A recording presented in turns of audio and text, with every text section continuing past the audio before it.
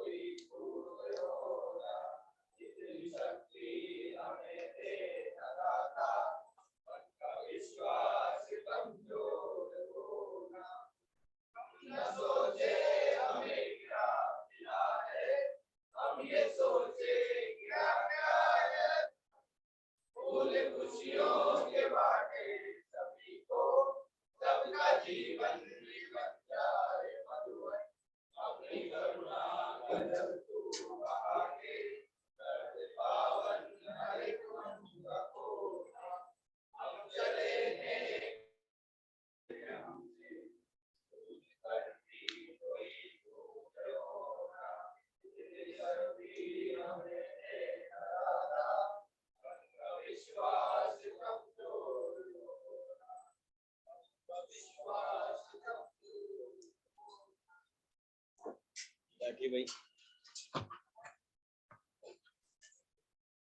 Stationary wave की बात चल रही थी। काफी कुछ बातें आपसे हुई कि जब दो एग्जैक्ट सेम टाइप की प्रोग्रेसिव वेव अपोजिट डायरेक्शन में ट्रेवल करते हुए सुपर इंपोज होती है इन अ बाउंडेड मीडियम।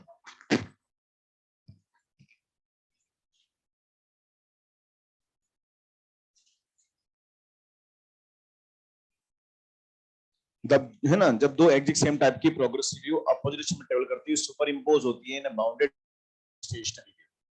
और जब स्टेशनों का फॉर्मेशन होता है तो हमने स्टडी किया था कि मीडियम के सभी पार्टिकल वहां पर एक साथ एक्सट्रीम पर पहुंचते हैं, है ना। जब दो वेव सुपर इंपोज हुई थी तो उनका रिजल्टेंट हमने बना के दिखाया था आपको, है ना। वो रिजल्टेंट क्या था कि उसमें मीडियम के अगर देखें और मीडियम के सभी पार्टिकल एक साथ अपने एक्सट्रीम पहुंचते हैं, पर सभी की एक्सट्रीम क्या होती है?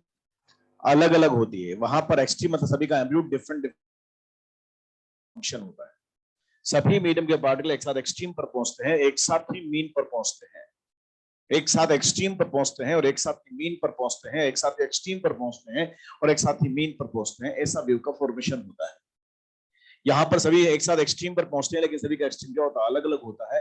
मतलब सभी का एम्पलीट्यूड डिफरेंट डिफरेंट होता है। वहां पर एम्पलीट्यूड पोजीशन का फंक्शन होता है। जैसे जैसे पोजीशन चेंज करेंगे वैसे वैसे एम्पलीट्यूड बदलता रहता है। फिर बोलते हैं एक साथ ही मीन पर पहुंचते हैं, और जब एक साथ मीन पर पहुंचते हैं तो पूरा पैटर्न स्ट्रेट लाइन दिखता है। अगर मैं डायग्रामेटिक बात करूं तो यहाँ पर मैंने बना के दिखाया भी था। दोबारा ये डायग्राम आप सबको अपने नोट्स में बनाना है। पहले नहीं बनाया था तो बना लेंगे। यहाँ पर अगर देखें तो ये t = 0 पर स्टेशनरी व्यू पैटर्न है। t = 0 पर व्यू बनती है स्टेशनरी ऐसा। और जब स्टेशन यहाँ पर ऐसा बनता है तो ये वायर यहाँ नहीं होगा, ये अपरेंट पोजीशन है। और ये मीडियम के सभी पर अपने एक्सट्रीम पर है। ये अपने एक्सट्रीम पर, ये अपने एक्सट्रीम पर, ये अपने एक्सट्रीम पर, ये अपने एक्सट्रीम। और हमें पता है कि एक्सट्रीम पर वेलोसिटी कितना होता है? 0। तो बताओ ये किधर जाना चाहता है? Toward the mean, toward the mean, toward the mean, toward the mean जाना चाहता है। ऐसे ये भी टुवर्ड द मीन अपवर्ड जाना चाहता है। सभी मीडियम के पार्टिकल एक साथ एक्सट्रीम पर होते हैं, पर सभी की एक्सट्रीम क्या होती है? अलग अलग होती है। फिर बोलते हैं कि d = t/4 पर टाइम पर हम देखें तो ये पार्टिकल सब एक साथ मीन पर पास होते हैं। मतलब ये भी मीन पर पहुंचते हैं, यानी पूरा पैटर्न कैसा दिखता है? स्ट्रेट लाइन दिखता है। ये पार्टिकल नीचे जाना चाहता है, नीचे जाना चाहता है, और ये पार्टिकल ऊपर जाना चाहता है। एक साथ एक्सट्रीम पर पहुंचते हैं तो एक साथ मीन पर पहुंचते हैं। फिर उसके बाद अगर देखें तो t का वैल्यू t/2 पर स्टडी किया जाए तो ये मीडियम के सभी पार्टिकल एक साथ एक्सट्रीम पर पहुंचते हैं, और ये एक्सट्रीम कुछ ऐसी होती है। ये वापस एक्सट्रीम पर एक्सट्रीम पर एक्सट्रीम पर एक्सट्रीम पर है तो कहां जाना चाहते हैं? टुवर्ड द मीन जाना चाहते हैं। और ऐसे ये टुवर्ड द मीन यहाँ पर जाना चाहते हैं। और जैसे यहाँ पर टाइम का वैल्यू सपोज 3t/4 हुआ तो मीडियम के सभी पार्टिकल एक साथ मीन पर पहुंचते हैं। और ये ऊपर जाना चाहता है, ऊपर जाना चाहता है, ये नीचे जाना चाहता है। ये जो पैटर्न मैंने बना के दिया ना, इसको बोलते हैं स्टेज रिव्यू पैटर्न। मतलब ये आप पैटर्न जो बनाओगे अपने नोट्स में तो वहां पर लिख लेना, ये स्टेज रिव्यू पैटर्न है।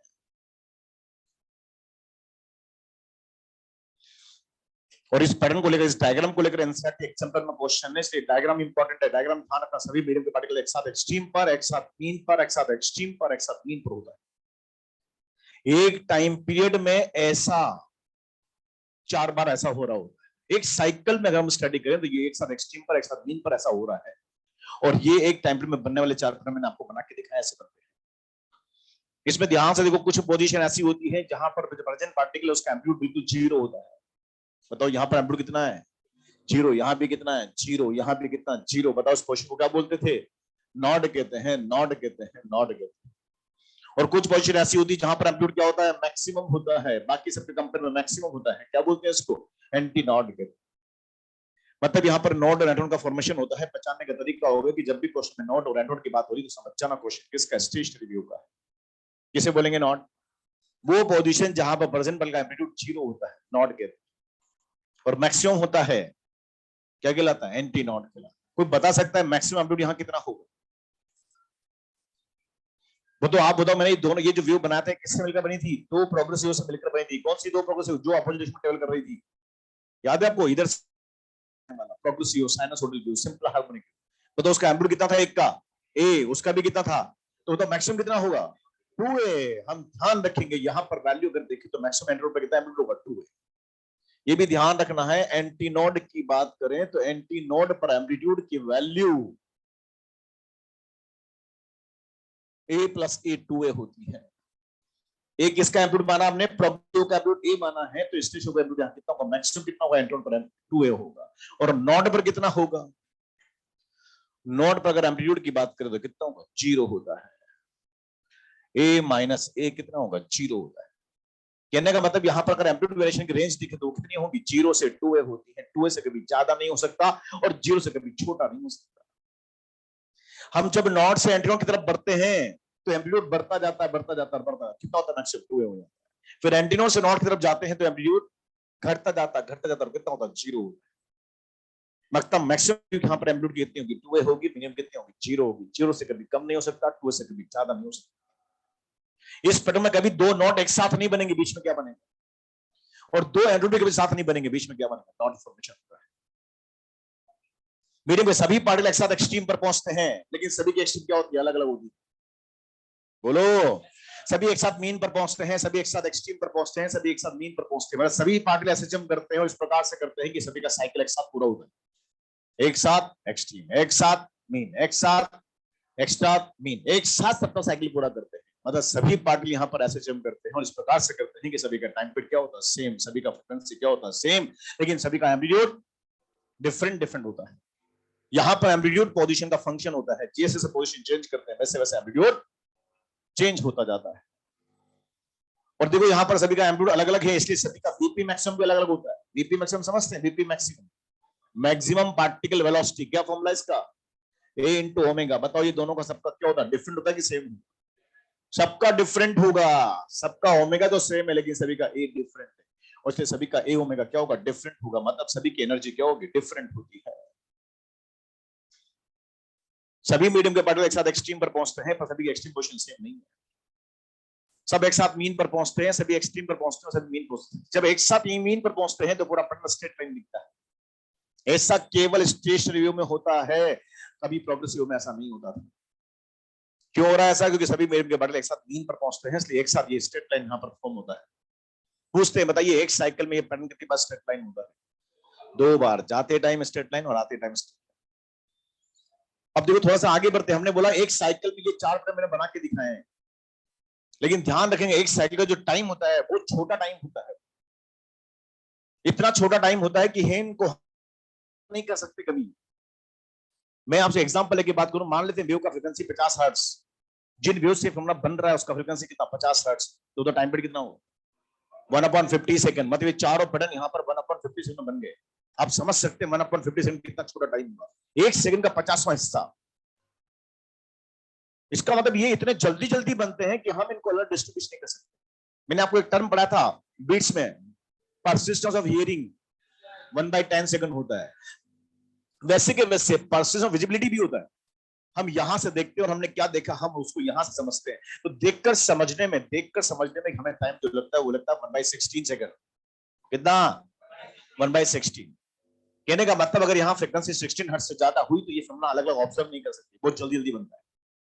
बताओ ये फिल्म अगर देखे तो एक साइकिल बना और साइकिल का टाइम बहुत छोटा है, छोटा इतना छोटा है कि हम इनको अलग अलग ऑब्जर्व नहीं कर सकते।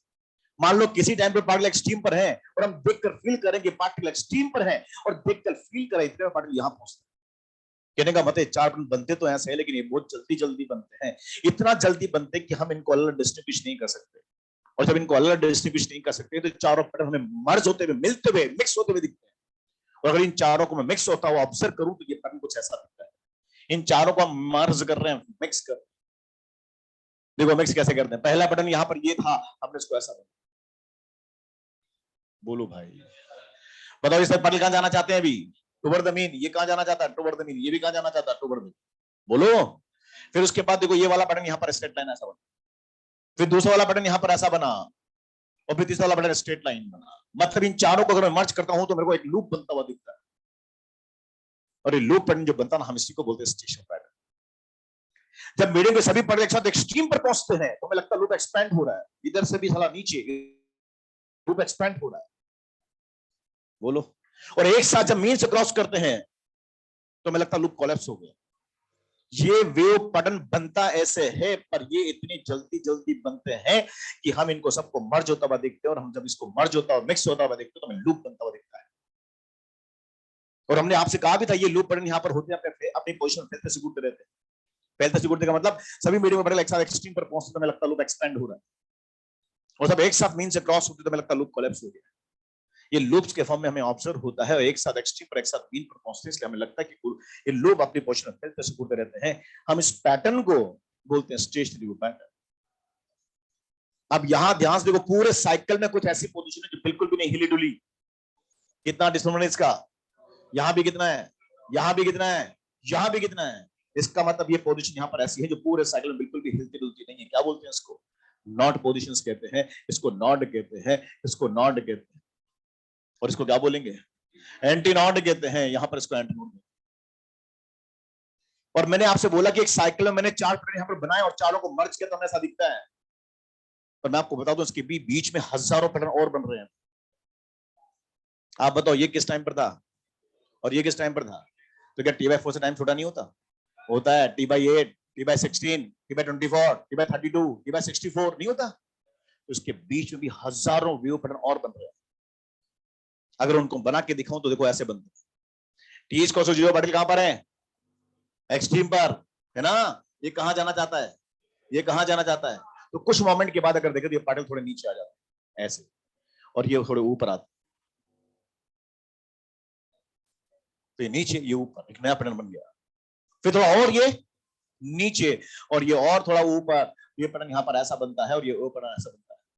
थोड़ा ये और नीचे, तो ये और ऊपर, थोड़ा और नीचे, और ऊपर, थोड़ा और नीचे, और ऊपर, थोड़ा और नीचे, ओ ओ ऐसा बनता है। इनके बीच में अगर देखें तो हजारों पैटर्न यहां पर ऐसे बनते हुए, लूप ऐसे बनते हुए दिखते हैं। प्रैक्टिकल एग्जांपल है, आपने कभी करना हो तो कर लेना। कपड़े सुखाने की रस्सी सबके घरों में है, उसको टाइट करना, प्लग करके छोड़ना, दूर खड़े हो जाए।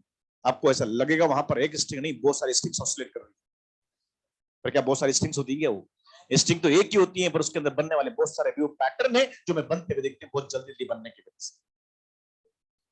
तो होता ऐसे है अलग अलग, लेकिन ये साथ हम अगर इनको देखें तो बहुत जल्दी जल्दी बनते हैं। तो इनको एक साथ बनना हुआ देखते हैं तो ऐसा लूप बनता हुआ दिखता है, हम इसको बोलते हैं स्टेशन पैटर्न।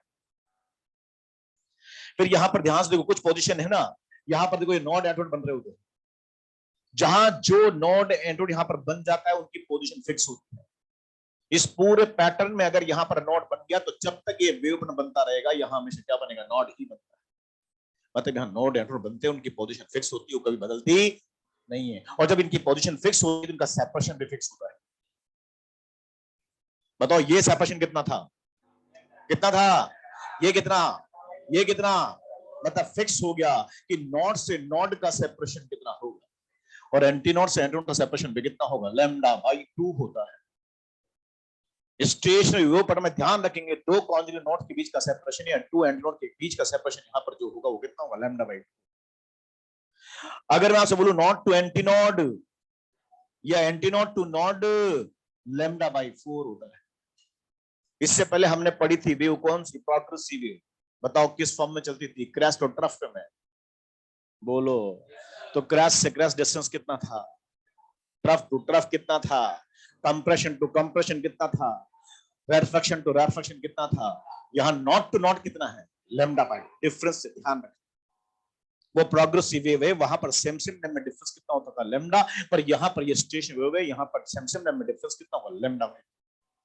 वहां अपोजिट नेम में डिफरेंस कितना था, लैम्डा बाई 2। यहां अपोजिट नेम में डिफरेंस कितना होगा, लैम्डा बाई।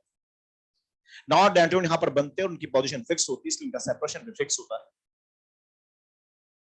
फिर देखो एक बात और समझे हम लोग, ये दो कॉन्जुगेट नोड्स हैं, या सुनो, उनके बीच के सभी पार्टिकल्स एक जैसा मोशन करते हैं। अगर सब डाउन जाते हैं तो सब डाउन ही जाते हैं, और सब अगर अप जाते हैं तो अप ही जाते हैं।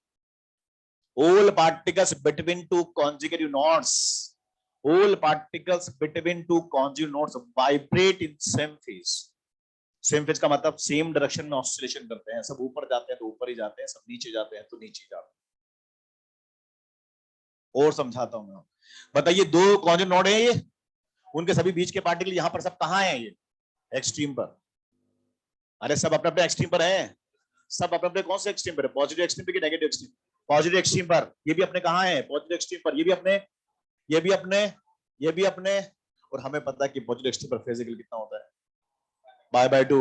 तो बताओ इसका फेज एंगल भी कितना है, पाई बाय 2। इसका भी कितना, पाई बाय 2। इसका भी कितना, पाई बाय 2। सब इसका भी कितना, पाई बाय 2। बताओ सब किस फेज में है, सेम फेज। अबे एक्सट्रीम कितना ही हो साला, लेकिन अगर एक्सट्रीम पर है तो फेज एंगल कितना होता है, पाई बाय 2। ये सभी मीडियम के पार्टिकल यहां पर एक्सट्रीम पर होते हैं, पर सभी के एक्सट्रीम अगर देखें तो पॉजिटिव एक्सट्रीम में सब सेम फेज में ऑसिलेशन करते हैं। All particles between two conjugate nodes, all particles between two conjugate nodes vibrate in same phase. But एक नोड के दोनों ओर के पार्टिकल, एक नोड के दोनों ओर के पार्टिकल अपोजिट फेज में ऑसिलेशन करते हैं। अपोजिट, डिफरेंट नहीं, अपोजिट। बताओ ये कौन सा एक्सट्रीम है, कौन सा एक्सट्रीम है, इसका फेज एंगल 3 पाई बाय 2 और उसका फेज एंगल पाई बाय 2। बताओ डिफरेंस कितना हो गया, पाई।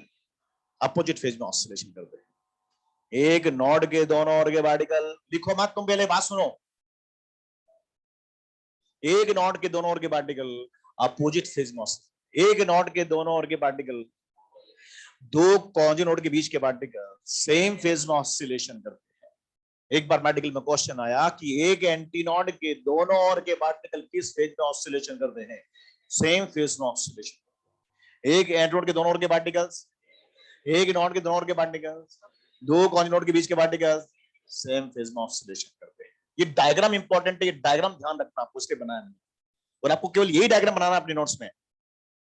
मैंने दोनों व्यू को सुबह बताया था ना, उसको बना के मैंने ये बनाया था, लेकिन उसको नहीं बनाना क्योंकि हमें यहाँ ये पढ़ने आए हम लोग, तो भूलना नहीं ये स्टेशन। इस डायग्राम को लेकर हमारे एनसीईआरटी एग्जाम में क्वेश्चन है, इसलिए ध्यान रखिए। एक साथ एक्सट्रीम, एक साथ मीन, एक साथ एक्सट्रीम, एक साथ मीन, ऐसा होता है स्टेशनरी व्यू। आईआईटी में क्वेश्चन पूछा, ऑब्जेक्ट एक बार सुनना, जवाब देना सब लोग सोचकर। अल्टरनेट लूप्स में, अल्टरनेट लूप्स में पार्टिकल किस फेज में ऑसिलेशन करते हैं, अल्टरनेट लूप्स में।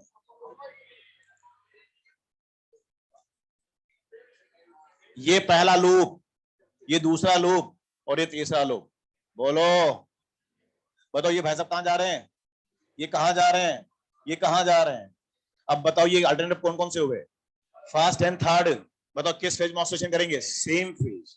अल्टरनेट लूप के पार्टिकल किस फेज में ऑसिलेशन करते हैं, सेम फेज। एडजेसेंट लूप के पार्टिकल्स अपोजिट फेज में ऑसिलेशन। एक नोड के दोनों ओर के पार्टिकल, अरे बोलो, एक नोड के दोनों ओर के पार्टिकल, एक नोड के दोनों ओर के पार्टिकल। वर्ड्स पे ध्यान दो, बस वापस वर्ड पे ध्यान दो। एक नोड के दोनों ओर के पार्टिकल अपोजिट फेज में ऑसिलेशन करते हैं। एक एंटीनोड के दोनों ओर के पार्टिकल, दो कॉन्जुगेट नोड के बीच के पार्टिकल्स सेम फेज में ऑसिलेशन करते हैं। एडजेसेंट लूप के पार्टिकल्स, अल्टरनेट लूप के पार्टिकल्स क्या होता है, सेम फेज में ऑसिलेशन करते हैं। कहने का मतलब यहां पर प्रॉपर्टी पूछते हैं एग्जाम में, ध्यान रखेंगे हम लोग। और थोड़ा सा आगे बढ़ते हैं। मैंने आपसे कहा था ये ऐसा वेव है जो मीडियम में प्रोग्रेस नहीं करता, अपनी पोजीशन में स्टे करता है। ये ऐसा वेव है जिसमें एनर्जी का प्रोपेगेशन नहीं होता। तो देखो समझाता हूं, बात तो सुनना। ये वेव जब बनती है तो लूप्स के फॉर्म में हमें ऑब्जर्व होती है। ये यहीं पर फैलता सिकुड़ता रहता है। मेरा ये कहना है कि ये लूप यहीं पर फैलता सिकुड़ता रहता है, आगे पीछे मोशन नहीं करता। बोले क्यों? बोले देखो यहाँ नॉट बना है, तो जब तक ये फिल्म बनेगा यहाँ नॉट ही रहता। अगर ये लूप आगे जा रहा होता तो बताओ इस नॉट के लिए कुछ देर बाद क्या बनता। लेकिन यहाँ ऐसा नहीं हो रहा। मतलब हमें यहाँ पर बोल रहे हैं कि ये व्यू जो बनता है लूप्स के फॉर्म में बनता है और ये अपनी पोजीशन में फैलते सिकुड़ते रहते हैं। ये लूप आगे पीछे मोशन नहीं करता। मतलब ऐसा ये व्यू पैटर्न है जो अपनी पोजीशन में स्टैंड करता है, ट्रेवल नहीं करता, मीडियम में प्रोग्रेस नहीं करता, वहीं पर फैलता सिकुड़ता रहता है। इसलिए इसका नेम दिया नॉन प्रोग्रेसिव व्यू, इसलिए इसको नेम दिया स्टैंडिंग व्यू, इसलिए इसको नेम दिया स्टेशनरी वेव। और जब ये मीडियम में प्रोग्रेस नहीं करता, स्टे करता है, वहीं पर फैलता सिकुड़ता रहता है, तो इस वेव का स्पीड भी कितना होता है? जीरो होता है। अरे जो वेव प्रोग्रेस ही नहीं करी उसका स्पीड कितना हो? जीरो होता है। जो जहां पर बन जाता है नॉन नेटवर्क वो फिक्स हो जाता है, बदलता नहीं है। तो सोचो अगर ये लूप थोड़ा आगे जाता तो यहां पर क्या बनता कुछ देर बाद। लेकिन यहां ऐसा नहीं हो रहा है। कहने का मतलब जो जहां एक बार बन जाता है वो फिक्स हो जाता है। और इसलिए बोलते लूप आगे पीछे मोशन नहीं करते, लूप ट्रेवल नहीं करता, नॉन प्रोग्रेसिव के नेम से जाना जाता है। फिर एक बात और, ये ऐसा वेव फिनोमेना है जिसमें एनर्जी का प्रोपेगेशन नहीं होता। एनर्जी तो होती है यहां पर एनर्जी इन लूप्स में यूनिफॉर्म और डिस्ट्रीब्यूट होने के बाद इस लूप से उस लूप में या उस लूप से इस लूप में एनर्जी का प्रोपेगेशन नहीं होता। बोले हाउ कैन से? बोले ये नॉट फॉर्मेशन की वजह से। आप बताओ यहां नॉट बन रहा है, इसका मतलब यह पार्टिकल बिल्कुल भी ऑसिलेशन, और जब बिल्कुल भी ऑसिलेशन नहीं करता तो बताओ इधर से उधर या उधर से उधर एनर्जी जाने देगा क्या? अपन ने पढ़ा ना प्रोग्रेसिव में एनर्जी कैसे ट्रांसफर दी है। पार्टिकल ऑसिलेशन करता है, एनर्जी को आगे बढ़ाता है। और बताओ ये ऑसिलेशन कर रहा है क्या? नहीं कर रहा। पूरे साइकिल में इसका एम्पलीट्यूड कितना? जीरो। ये बिल्कुल भी ऑसिलेशन नहीं करता, तो इसकी एनर्जी इधर या इसकी एनर्जी इधर जाने नहीं देता। यहाँ पर वेव्स में एनर्जी होती है, पर ये एनर्जी लूप में यूनिफॉर्म में डिस्ट्रीब्यूट हो जाती है, और डिस्ट्रीब्यूट होने के बाद इस लूप से उस लूप में, उस लूप से उस लूप में एनर्जी का प्रोपेगेशन नहीं होता। ये सब वेव है जिसमें एनर्जी ट्रांसफर नहीं होती। ये सब वेव है जो मीडियम में प्रोग्रेस नहीं करता। हम इसको बोलते हैं स्टेशनरी वेव। इसकी स्पीड कितनी होती है? जीरो होती है। ये सब बातें इसकी प्रॉपर्टी कहलाती है। ये सब हम लिखना भी चाहेंगे। लिखना चाहेंगे क्या? तो सबसे पहले काम करते, जो बोर्ड पर मैंने लिखा है ना उसको आप कॉपी में कंप्लीट करेंगे। कुछ पुराना लिखा होगा पहले का, नहीं लिखा हुआ तो लिखना है, और पुराना लिखा हुआ तो उसके साथ अटैच करते हैं। जो जो बातें मैंने लिखी सब लिख लें, और उसके बाद हम लिखेंगे इसकी प्रॉपर्टीज का क्या होती है।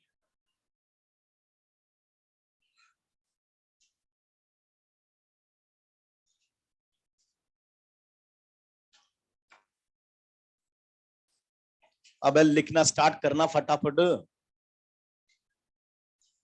तू तो बैठा है।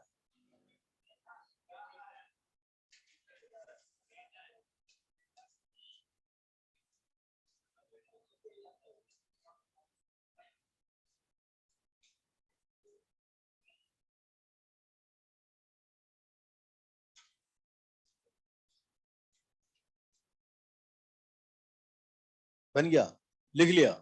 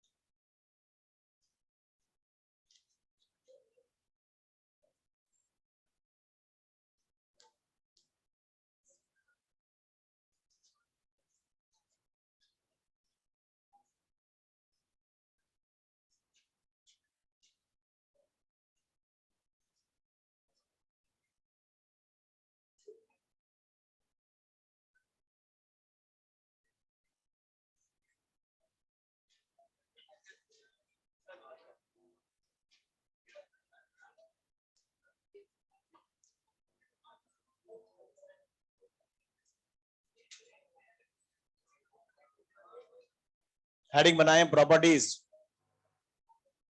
और पहला प्रॉपर्टी लिखिए आप सब लोग।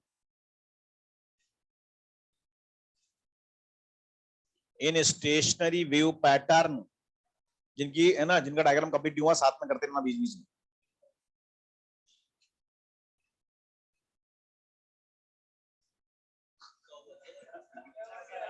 चारों नहीं बनाए गए दिन in stationary wave pattern all medium part, ये सब याद भी हो जाना चाहिए आपको। In stationary wave pattern all medium particles, in stationary wave pattern all medium particles execute SHM, all medium particles execute SHM of same time period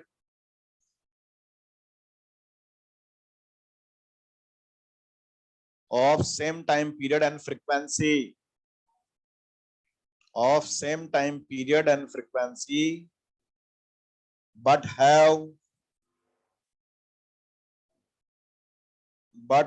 different amplitudes, but have different amplitudes. Here इसी में लिखो आगे, here amplitude is the function of position. Here amplitude is the function of position. Here amplitude is the function of position. सही बात है भाई। सभी मेरे के पटेल यहाँ क्या कर रहे हैं, एसएचएम कर रहे हैं, एक साथ एक्सट्रीम, एक साथ मीन, सभी का साइकिल एक साथ पूरा हो रहा है।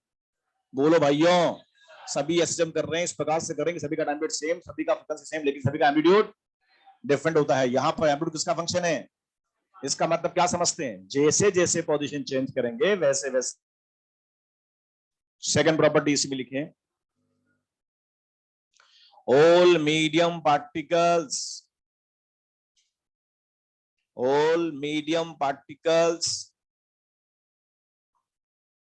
reach at their extreme position simultaneously, पहुंचते हैं ना भाई। all medium particles reach at their extreme positions, reach at their extreme positions simultaneously.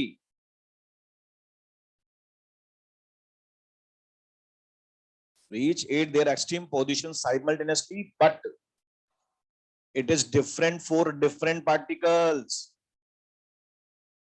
But it is different for different particles. सही है ना भाई, it is different for different particles. Third point,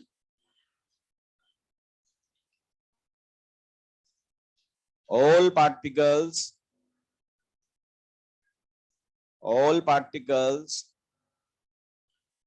reach at mean position simultaneously.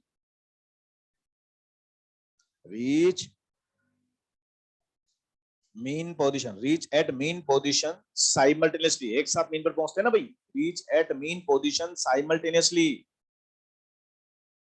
and so it becomes a straight line, and so it becomes a straight line two times, and so it becomes a straight line two times in one cycle. बताया था ना, सभी एक साथ extreme पर पहुंचते हैं, पर सभी का एक्सट्रीम क्या होता है, अलग अलग होता है। सभी एक साथ मीन पर पहुंचते हैं और इसलिए पूरा पैटर्न दिखता है स्ट्रेट लाइन। बताओ एक साइकिल में कितनी बार होता है ये, 2 बार। फोर्थ पॉइंट, positions where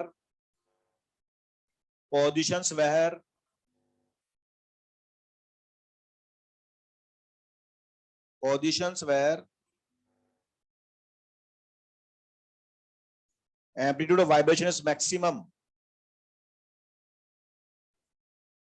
अरे भैया नया पॉइंट है ये, भाई राम कहानी लिख रहा है यार, तू बोर हो जाएगा, पता नहीं चलेगा क्या बोल रहे हैं sir.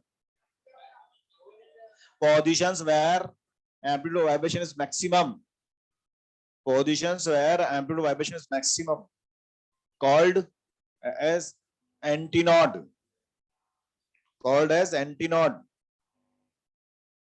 and minimum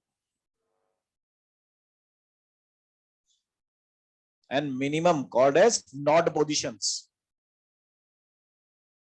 and minimum called as node positions. ये बात है भाई. मैक्सिमम क्या बोलते हैं? Anti node. मिनिमम को क्या बोलते हैं? नोड के.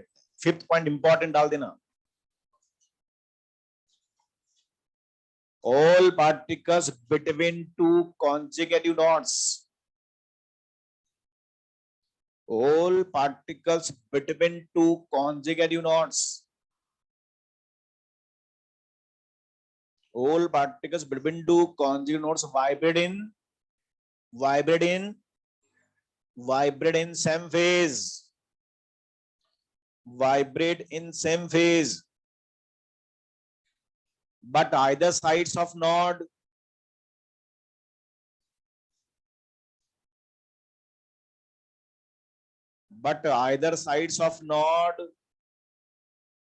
vibrate in opposite phase, but either sides of node vibrate in opposite phase. सही बात है भैया. एक नोड के दो नोड के पार्टिकल क्या होते हैं? अपोजिट फेज में, और नोड दो कॉन्जुगेट नोड के बीच के particle same phase.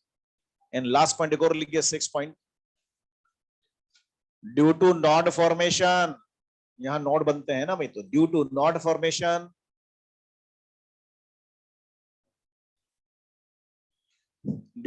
Formation energy does not transfer. होता ना, बताया था आपको. Due to node formation energy does not transfer. Comma लगाओ. Loop patterns do not propagate. वो भी आगे पीछे मोशन नहीं करते ना अभी. तो loop patterns do not propagate, and so speed of this wave is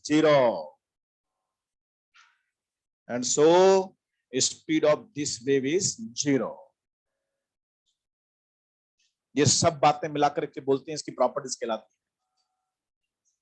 अब देखो थोड़ा सा हम आगे बढ़ते हैं. हमने बोला जब भी वर्ड स्टेशनरी वेव आ जाए, स्टेशनरी वेव, तो हमारे मन में ये 6 बातें आनी चाहिए कि इसमें ऐसा होने वाला है, इसको बोलते हैं स्टेशनरी वेव. अब देखो थोड़ा सा हम आगे बढ़ते, हम बोलते हैं ये बाय नेचर दो तरह से होती है वेव. एक तो होता है बेटा लॉन्ग, एक होता है ट्रांसवर्स स्टेशनरी वेव्स. जब दो longitudinal progressive wave opposite direction में ट्रेवल करती है, सुपर इंपोज होती है इन बाउंडेड मीडियम, तो क्या बनेगा? लॉन्गिट्यूडनल स्टेशनरी वेव बनता है. और जब दो ट्रांसवर्स वेव सुपर इंपोज होती है, क्या बनता है? Transverse stationary wave. By nature ये दो तरह से होती है, लॉन्गी एंड ट्रांस. लॉन्गी से बनेगी लॉन्गिट्यूडनल वेव बनेगी, और ट्रांस से मिलकर क्या बनेगा? ट्रांसवर्स स्टेशनरी वेव बनता है. हमने 6 प्रॉपर्टी पढ़ी है. ये जितनी बातें मैंने लिखी है, पढ़ी हैं, ये सब ऐसे पॉइंट्स हैं जो दोनों प्रकार की स्टेशनों के लिए एप्लीकेबल है, चाहे वो लॉन्गी हो चाहे वो ट्रांसवर्स. मतलब मेरा ये कहना है कि जब वर्ड आ जाए स्टेशनरी वेव, तो आपके मन में 6 बातें होनी चाहिए कि इसमें ऐसा होने वाला है, इसमें ऐसा हो रहा है. ये सब इसके पॉइंट्स है, प्रॉपर्टीज होती है. लेकिन थोड़ा सा आगे बढ़े तो लॉन्गिट्यूडनल स्टेशनरी वेव की कुछ एक्स्ट्रा प्रॉपर्टीज और होती हैं. वो ऐसी प्रॉपर्टी, एक्स्ट्रा प्रॉपर्टी होती है जो केवल लॉन्गी में होती है, ट्रांस के अंदर नहीं होती. ये 6 प्रॉपर्टी ऐसी जो दोनों में एप्लीकेबल है. लेकिन कुछ एक्स्ट्रा प्रॉपर्टी और पढ़ने वाले हैं, वो केवल किसके लिए एप्लीकेबल है? लॉन्गी के लिए. वो प्रॉपर्टी ट्रांस के लिए एप्लीकेबल नहीं होती. अब जानते हैं लॉन्गिट्यूड को प्रेशर वेव कहते थे हम लोग. तो यस, कुछ बातें और ऐसी हैं जो प्रेशर डेंसिटी को लेकर बनाई है, और वो ऐसी बातें हैं जो केवल किसके लिए एप्लीकेबल है? लॉन्गी की प्रॉपर्टीज होती है, ट्रांस के अंदर ये प्रॉपर्टी नहीं होती. तो नीचे हेडिंग बनाओ फिर, सम एक्स्ट्रा प्रॉपर्टीज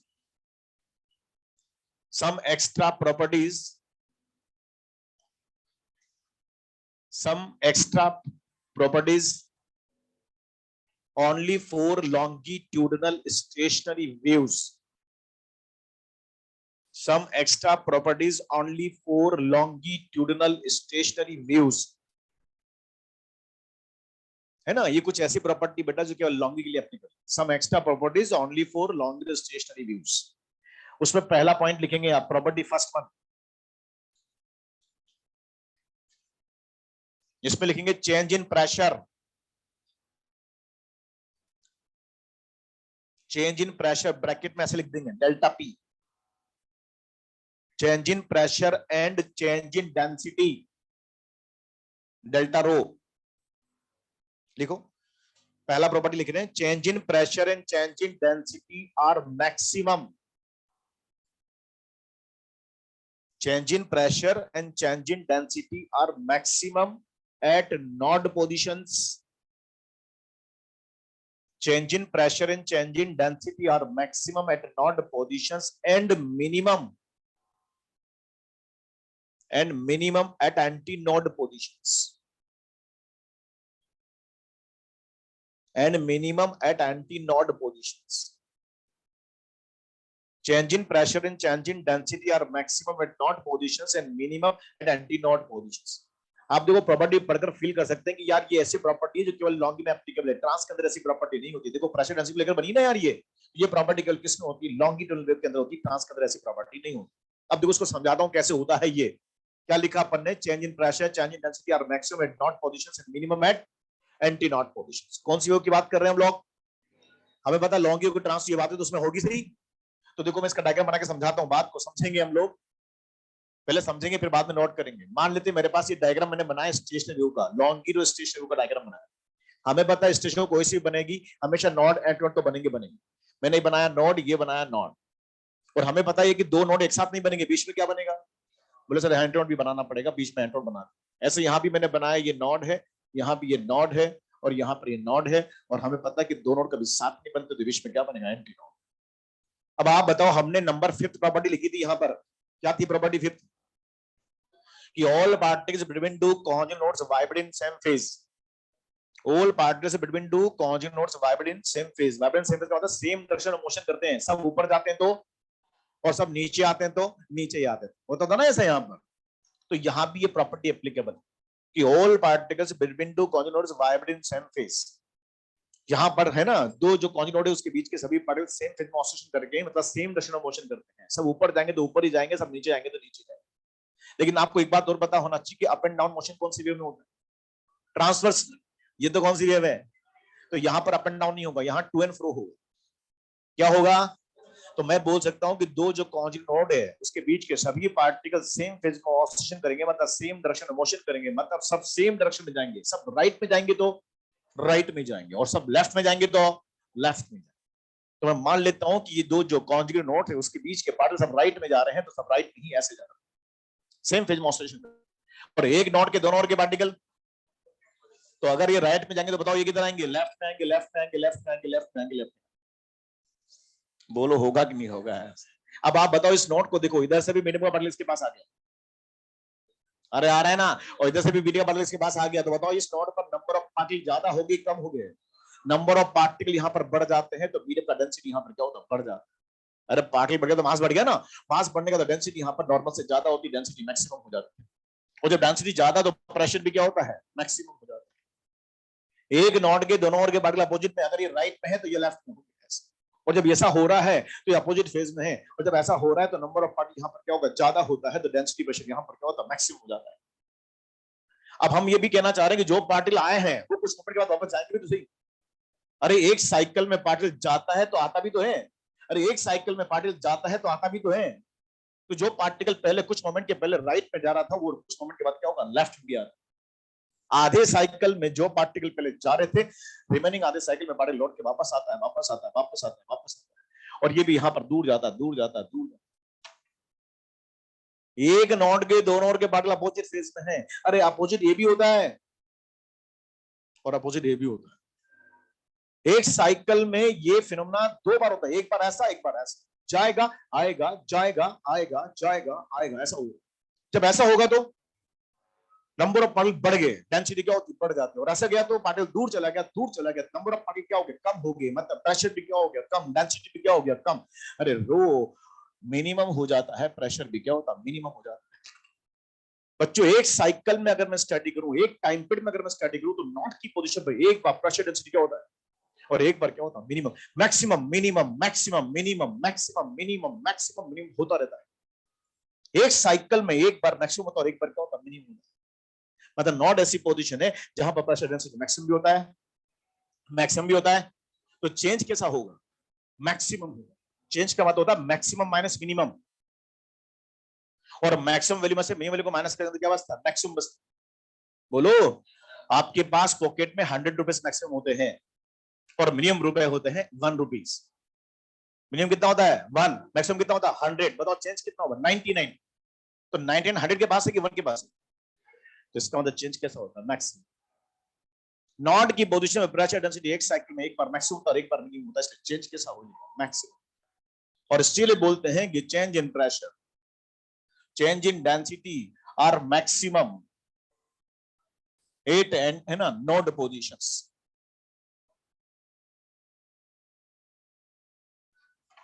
अब बात करते हैं एंटी नोड की। आपने पूछा ऐसा क्यों हो रहा है? ऐसा इसलिए हो रहा है कि नोड के दोनों ओर के पार्टिकल किस फेज में है? अपोजिट में। तो ये भी अपोजिट है और ये भी अपोजिट है। जब ऐसा होगा तो मैक्सिमम और ऐसा होगा तो मिनिमम। मैक्सिमम मिनिमम होता रहता है, इसलिए चेंज कैसा होगा? मैक्सिमम। लेकिन अगर एंटी नोड की बात करें बच्चों, एंटी नोड के दोनों ओर के पार्टिकल किस फेज में? सेम फेज में है। और जब सेम फेज में है तो पार्टिकल जब राइट जा रहे थे तो राइट में जा रहे थे, और वापस आएंगे तो क्या होगा? लेफ्ट में होंगे। तो एंटी नोड के दोनों ओर के पार्टिकल सेम फेज में होने की वजह से नंबर ऑफ पार्टिकल में वेरिएशन नहीं आता ज्यादा, केवल डायरेक्शन चेंज होती है। पहले सब कहां जा रहे थे? राइट में, तब कहां होंगे? लेफ्ट में। कहने का मतलब नंबर ऑफ पार्टिकल जितने लगभग पहले होते हैं उतने ही बाद में रहते हैं। तो जो प्रेशर डेंसिटी पहले होता है लगभग वही बाद में रहता है। और इसीलिए change in pressure, change in density यहां पर कैसा मिलता है? मिनिमम मिलता है 8 एंटी नॉट पोजीशंस। इसका रीजन पूछते, रीजन क्या बताएंगे? बोले नॉट के दोनों ओर के पार्टिकल, नॉट के दोनों ओर के पार्टिकल अपोजिट फेज में। अपोजिट का मतलब होता है कि मैक्सिमम भी होगा मिनिमम, इसलिए चेंज कैसा होगा? मैक्सिमम। पर एंटी नोड के दोनों ओर के पार्टिकल तो सब राइट में तो राइट में है, सब लेफ्ट में तो लेफ्ट में होंगे। नंबर ऑफ पार्टिकल में ज्यादा वेरिएशन नहीं होता, केवल डायरेक्शन रिवर्स होती है। इसलिए जो प्रेशर डेंसिटी लगभग पहले होता है वही बाद में होता है, इसलिए चेंज कैसा होता है? मिनिमम। रिजल्ट क्या बना कि change in pressure and change in density are maximum at node positions and minimum at node position. अब ये बड़ी इंपॉर्टेंट प्रॉपर्टी और मेडिकल में कई बार पूछी है। कैसे पूछता? सुनो पहले, पूछूंगा मैं टेस्ट में ऐसे। इन लॉन्गिट्यूडनल स्टेशनरी वेव्स, और पहला ऑप्शन सुनना, pressure and density are maximum at node positions. Pressure and density है ना, pressure and density are minimum at node positions. Change in pressure, change in density are maximum node positions. None of these. आपको तो पहला भी right है। Change है ना, pressure and density are maximum at node positions, pressure and density are minimum at node positions, change in pressure, change in density are maximum node positions. पहला भी right है, दूसरा भी राइट है, पर तीसरा मोस्ट राइट है। अबे तीसरा तभी है साला जब दोनों ऊपर वाले हैं। अबे मैक्सिमा भी हो रहा है, मिनिमा भी हो रहा है, तभी तो चेंज मैक्सिमा हो रहा है। तो पहला भी राइट, दूसरा भी राइट, तीसरा मोस्ट राइट। अगर एक आंसर टिक करना हो तो कौन सा टिक करेंगे? थर्ड। और अगर ऑप्शन में 4 आ जाए ऑल ऑफ दीज तो फिर ऑल। तो कॉमन सेंस रखना, अगर ऑप्शन में नन ऑफ दीज है तो मोस्ट करेक्ट आंसर कौन सा होगा? चेंज वाला। अरे प्रेशर डेंसिटी तो मैक्सिमम भी होता है और मिनिमम भी होता है, लेकिन चेंज हमेशा मैक्सिमम। बोलो ना यार, प्रेशर डेंसिटी तो मैक्सिमम भी होता है, मिनिमम भी होता है, इसलिए चेंज हमेशा। तो अंडरलाइन कर लेना, चेंज वर्ड इंपॉर्टेंट है यहां पर। चेंज हमेशा क्या होगा? नॉट पर मैक्सिमम होता है। Change in pressure, change in density are maximum at node positions, minimum at antinode positions. पहला भी राइट होता है, दूसरा भी राइट होता है, पर तीसरा मोस्ट राइट होता है। अगर एक ऑप्शन टिक करना हो तो थर्ड करेंगे, और अगर ऑप्शन में 4 में अगर दे दे ऑल तो फिर ऑल टिक हो जाता है। कुछ समझ में आ रही है आपको बातें कि छाछ चल रही है? छाछ नहीं, रायता, बूंदी वाला रायता।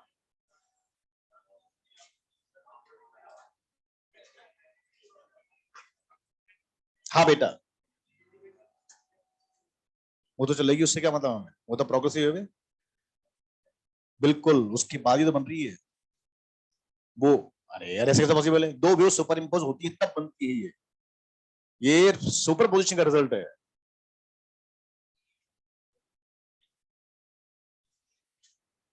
दोनों होती है तभी तो बात कर रहे हैं हम लोग।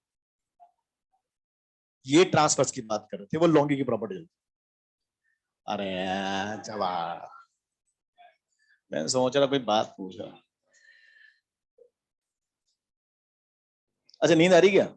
हाँ सर नींद आ रही सर। पंखा बंद करेंगे, एसी बंद करें?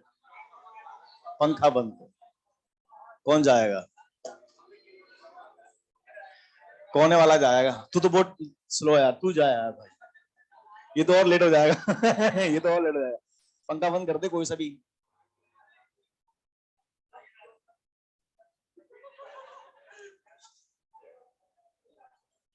अब सुनना, ये तो है पहली प्रॉपर्टी। क्या लिखा अपने? Change in pressure, change in density और मैक्सिमम नोट पोजीशन। ये डायग्राम बनाना अपने नोट्स पे।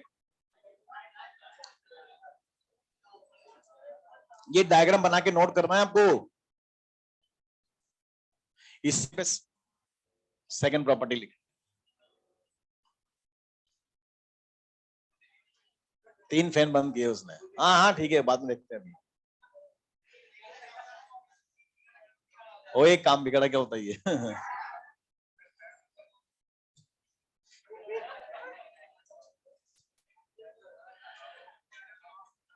अब सुनो मेरी बात है ना, इसके ऊपर ये प्रॉपर्टी लिख रहा हूं, आपको खुद को समझना है। ये change in pressure, change in density और maximum at node positions, minimum at antinode positions, important property ध्यान रखेंगे और इसी पर ये प्रॉपर्टी बेस्ड है, आपको खुद को समझना है। देखिए कैसे समझते हैं आप। Strain is maximum at node positions, strain is maximum at node positions and minimum at anti-node positions.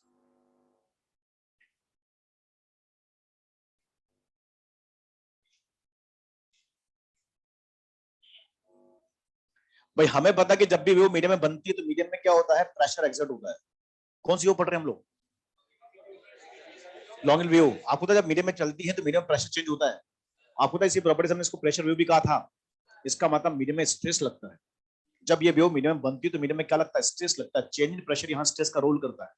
और आपको पता है अगर स्ट्रेस होता है तो स्ट्रेन डेफिनेटली होता है। अब हुक ने बताया था स्ट्रेस अगर होता है तो स्ट्रेन डेफिनेटली होता है, भले ही आपको आपकी आंखों से ना दिखे, और होता जरूर है साला। ठीक है ना? तो मैंने आपसे बोला strain is maximum at node positions and minimum at antinode positions.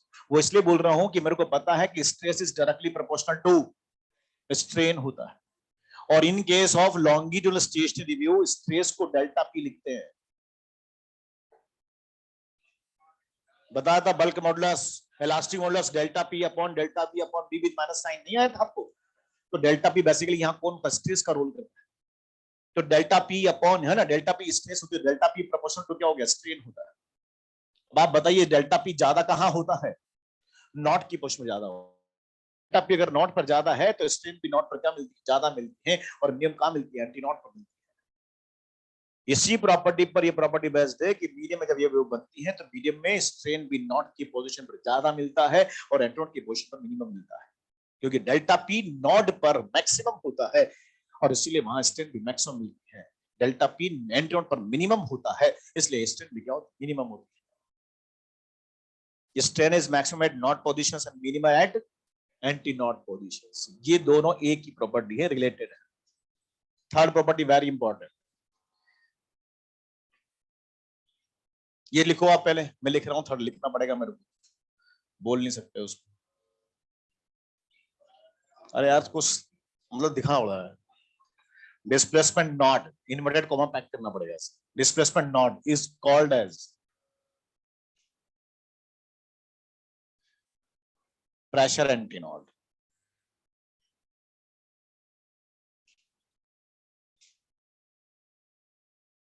And displacement antinode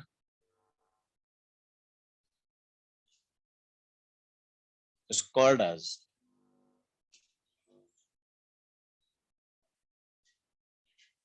pressure node positions.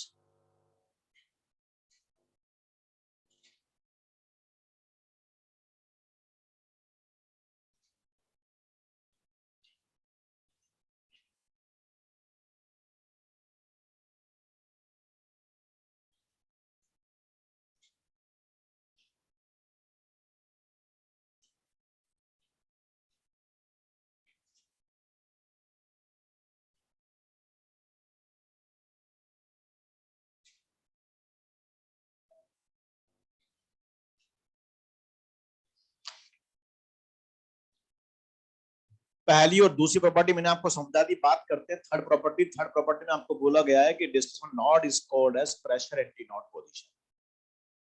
Displacement node is called as pressure anti-node position and displacement anti-node is called as pressure node positions. ये आपके NCERT में पीछे question है, ये पूछता है कि displacement node is called as pressure anti-node, why? तो आप समझाएं उसको, देखिए समझें कैसे करें।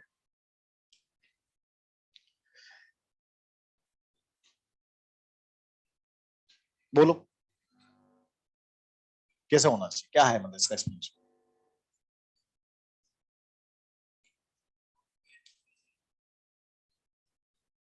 मैक्सिमम, और क्या, यही एक्सप्लेनेशन है और क्या। सुनो मेरी बात, नोड किसको कहते हैं आप लोग? वो पोजीशन जहां पर प्रेजेंट का एम्पलीट्यूड जीरो होता है उसको नोड कहते हैं। नोड मतलब मिनिमा, जीरो साला मिनिमा, और एंड्रो मतलब मैक्सिमम। वो पोजीशन जहां पर प्रेजेंट का एम्पलीट्यूड क्या होता है, मैक्सिमम होता है, उसको बोलते हैं एंटीनोड। मतलब फील आ जाना जी, जैसे वर्ड आया एंटीनोड तो आपको फील आया एंटीनोड मतलब मैक्सिमम, नोड मतलब मिनिमा। जैसे पढ़ते हैं ना अपन इंटरफेरेंस पढ़ते हैं, कंस्ट्रक्ट इंटरफेरेंस मैक्सिमा, फील आता ऑटोमेटिकली। सीआई मतलब मैक्सिमा, डीआई मतलब मिनिमा। ऐसे नोड मतलब, नोड मतलब एंड्रो मतलब किसका मैक्सिमम, एम्पलीट्यूड का मैक्सिमा। किसका मैक्सिमा, किसका मैक्सिमा, एम्पलीट्यूड का। और आपको पता है एम्पलीट्यूड एक प्रकार का डिस्प्लेसमेंट है, किसका क्या है वो डिस्प्लेसमेंट, तो एक प्रकार का। तो हम मैक्सिमम मिनिमा यहाँ पढ़ते हैं नॉन एंड का मतलब, लेकिन उसका मतलब मैक्सिमम मिनिमा तो होता है, लेकिन किसका मैक्सिमम मिनिमा, डिस्प्लेसमेंट का मैक्सिमम मिनिमा। तो ध्यान रखेंगे नोड और एंड्रोइड की अगर मैं बात करूं कुछ ना बोलूं तो हमेशा ये किसके करस्पॉन्डिंग माने जाते हैं, डिस्प्लेसमेंट के करस्पॉन्डिंग माने जाते हैं। मैंने बोला नोड, नोड का मतलब कौन सा नोड, है ना, डिस्प्लेसमेंट नोड, जहां पर एम्पलीट्यूड कितना होगा, जीरो होता है, उसको बोलते हैं नोड पोजीशंस। तो अगर मैं नोड एंड्रोइड की बात करूं कुछ ना बोलूं तो किसके करस्पॉन्डिंग मानेंगे, डिस्प्लेसमेंट के करस्पॉन्डिंग मानते हैं। जैसे मैं पढ़ते ना मैकेनिज्म पढ़ते हैं, एक्सीलरेशन इतना है पार्टिकल का, तो कौन सा एक्सीलरेशन, लीनियर, लीनियर एक्सीलरेशन की एंगुलर एक्सीलरेशन। तो जब कुछ नहीं बोला जाता तो कौन सा एक्सीलरेशन मानते हैं, लीनियर। अरे एंगुलर होगा तो मैं लिख के दूंगा आपको एंगुलर एक्सीलरेशन इतना है, पर कुछ नहीं बोला जाता तो क्या मानते हैं, लीनियर। वैसे यहां भी मैं समझाने की कोशिश कर रहा हूं कि जब भी वर्ड आ जाए नोड और कुछ ना बोले तो किसके करस्पॉन्डिंग मानेंगे, डिस्प्लेसमेंट के करस्पॉन्डिंग। बोलो भाई, पूरी फिजिक्स में मतलब पूरे व्यू चैप्टर में कहीं भी मॉड्यूल में, रेस में, एग्जाम में, टेस्ट में कहीं भी नोड वर्ड आ जाए, एंड्रोइड वर्ड आ जाए और कुछ नहीं बोले आगे तो किसके करस्पॉन्डिंग है वो, डिस्प्लेसमेंट के करस्पॉन्डिंग। वो पोजीशन जहां पर एम्पलीट्यूड जीरो होता है नोड और मैक्सिमम होता है क्या होता है, एंटी नोड। तो किसका मैक्सिमम मिनिमा है, ये डिस्प्लेसमेंट का है ना, डिस्प्लेसमेंट की करस्पॉन्डिंग मैक्सिमम। अब आप बताओ, मैंने यहाँ क्या लिखा, नोड लिखा, लेकिन आगे कुछ है क्या, तो कौन सा नोड है ये, डिस्प्लेसमेंट नोड, डिस्प्लेसमेंट नोड है। बताओ यहाँ पर प्रेशर चेंज कैसा मिल रहा है, प्रेशर चेंज कैसा मिल रहा है, तो प्रेशर के करस्पॉन्डिंग ये क्या बन गया, एंटी नोड। बोलो, तो हम बोल सकते हैं डिस्प्लेसमेंट नोड पोजीशन जो होती है ना वो प्रेशर एंटी नोड के नेम से भी जानी जाती है, क्योंकि वहां प्रेशर चेंज का क्या होता है, मैक्सिमम होता है। तो displacement node is called as pressure antinode positions. ये नोड है किसके करस्पॉन्डिंग, यहां पर प्रेशर चेंज कैसा मिल रहा है, तो प्रेशर का क्या हो गया, एंटी नोड। मतलब ये नोड है तो ये एंटी नोड कहलाता है, और अगर ये एंटी नोड है तो प्रेशर चेंज का क्या होगा, मिनिमा होगा, नोड कहलाता है। Displacement antinode is called as pressure node positions and displacement node is called as pressure antinode. अरे ये मिनिमा होता है तो ये, और अगर ये मैक्सिमा होता है तो ये मिनिमा होता है। इसीलिए बोलते हैं कि displacement node is called as pressure antinode positions and displacement antinode is called as pressure node positions. वो मैक्सिमा होता है तो वो मिनिमा होता है, वो मिनिमा होता है तो वो क्या होता है, मैक्सिमा होता है। फिर भी अगर भूल जाए तो ध्यान रखना, वो नोड है तो वो, और वो एंटी नोड है तो वो मैक्सिमा है तो वो मिनिमा है तो वो मैक्सिमा। मीडियम के जिस पोजीशन में प्रेशर चेंज ज्यादा होगा, प्रेशर ज्यादा होगा, पार्टिकल हिलडुल नहीं पाता है, तो वहां पर उसका डिस्प्लेसमेंट कितना होता है, जीरो होता है, मिनिमम होता है। तो वो मैक्सिमा है तो वो मिनिमा है तो वो मैक्सिमा है, और इसलिए इन दोनों व्यू में पाई बाय 2 का फेज डिफरेंस भी कहते हैं। ये कौन सी व्यू है, लॉन्गिट्यूडल व्यू। दो तरह से लिखते हैं इसको, डिस्प्लेसमेंट फॉर्म में और प्रेशर फॉर्म में।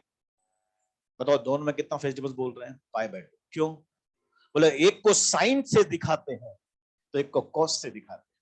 हमें पता है साइन फंक्शन जिन वैल्यूज के लिए मैक्सिमम वैल्यू शो करता है, कॉस उसके लिए मिनिमम वैल्यू शो करता है।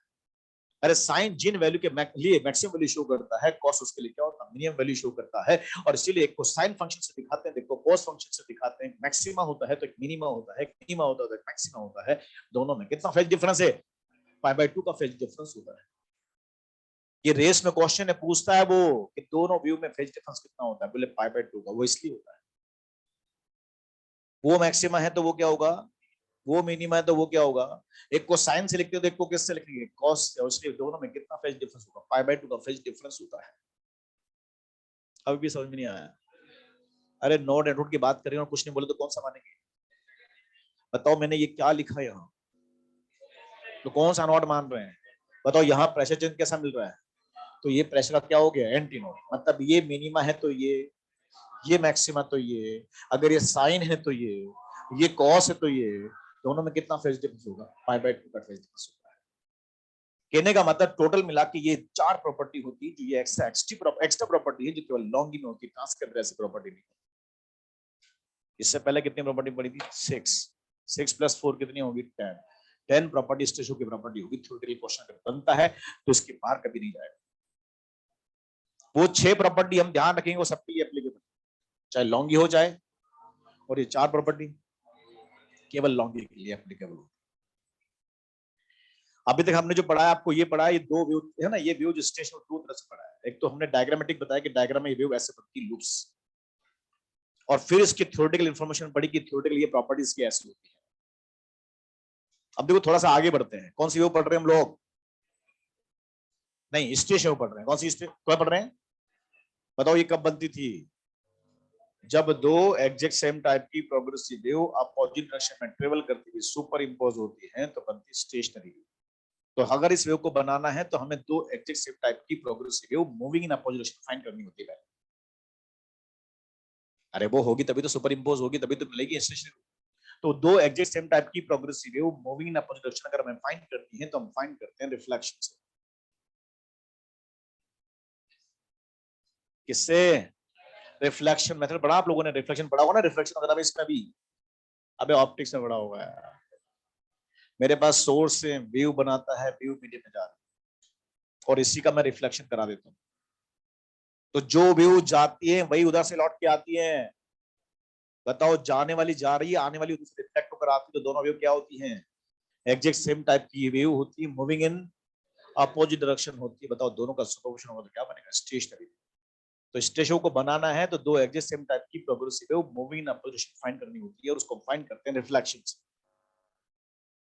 बोलो, रिफ्लेक्शन में क्या क्या, देखो रिफ्लेक्शन जब भी होगा तो वेव की डायरेक्शन अपोजिट हो जाएगी। जो वेव जाएगी वही लौट के आएगी।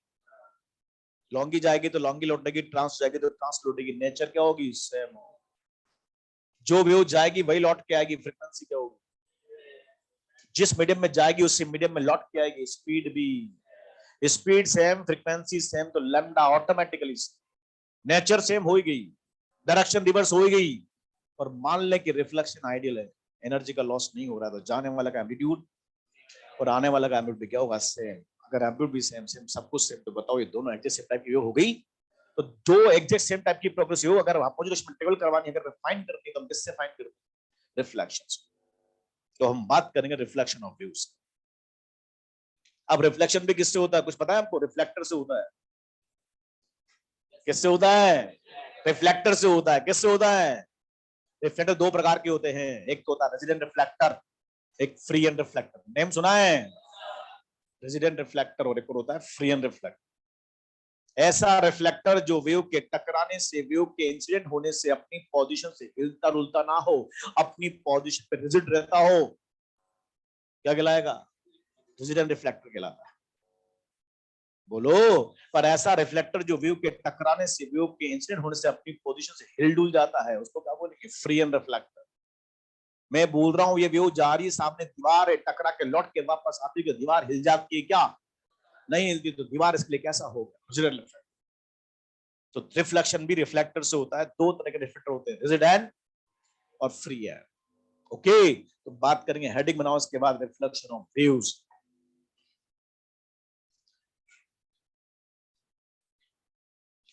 अब रिफ्लेक्शन भी व्यू का पढ़ते हैं, पर व्यू भी 2 तरह से होती है, लॉन्ग इन ट्रांस। दोनों की बात करें।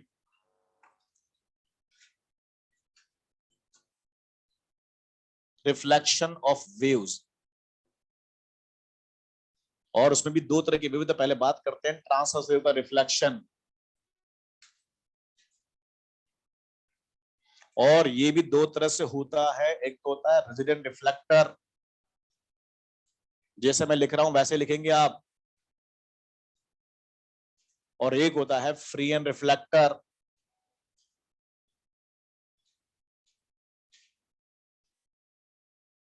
हम कौन सी वेव का एग्जांपल ले रहे हैं पहले?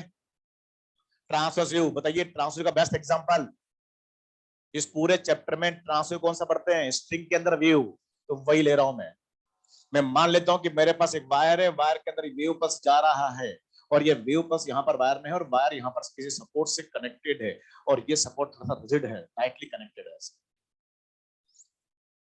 वायर इस रिजिड एंड से टाइटली कनेक्टेड है, इतना टाइटली कनेक्टेड है कि टाइटली नॉट बना हुआ है, इतना टाइटली नॉट बना हुआ है कि जब वेव पल्स यहाँ पर जाएगा उसको धक्का मारेगा तो नॉट खुलता, और अगर ये नहीं खुलता है तो कौन सा भी हो करता है, रिजिड जैसा भी होता है। बोलो। लेकिन अगर मान लो मेरे पास एक वायर है, इसमें ये वेव पास जा रहा है, और ये वायर यहाँ सपोर्ट से कनेक्टेड है, और सपोर्ट से वायर लूजली कनेक्टेड है, वायर को हमने लपेट कर छोड़ रखा है बस। तो बताओ जब वेव पल्स यहाँ पर जाएगा और इसको जर्क मारेगा, तो बताओ ये यहाँ पर पार्टिकल टाइटली कनेक्ट है क्या? यहाँ नहीं है। तो ये बताओ वेव के प्रेशर से, वेव की पल्स से ऊपर नीचे मूव कर सकता है नहीं कर सकता? और जब ऊपर नीचे मूव कर सकता है तो उसको बोलते हैं फ्री एंड रिफ्लेक्टर। ये ऐसा रिफ्लेक्टर है जो वेव के प्रेशर से हिलडुल सकता है, हिलडुल सकता है, इसका मतलब इसको बोलेंगे फ्री। कभी कभी इस रिफ्लेक्टर को ऐसे भी दिखाते हैं, वेव पल्स यहाँ पर है और ये वेव पल्स स्ट्रिंग में है, और स्ट्रिंग एक रिंग से कनेक्टेड है।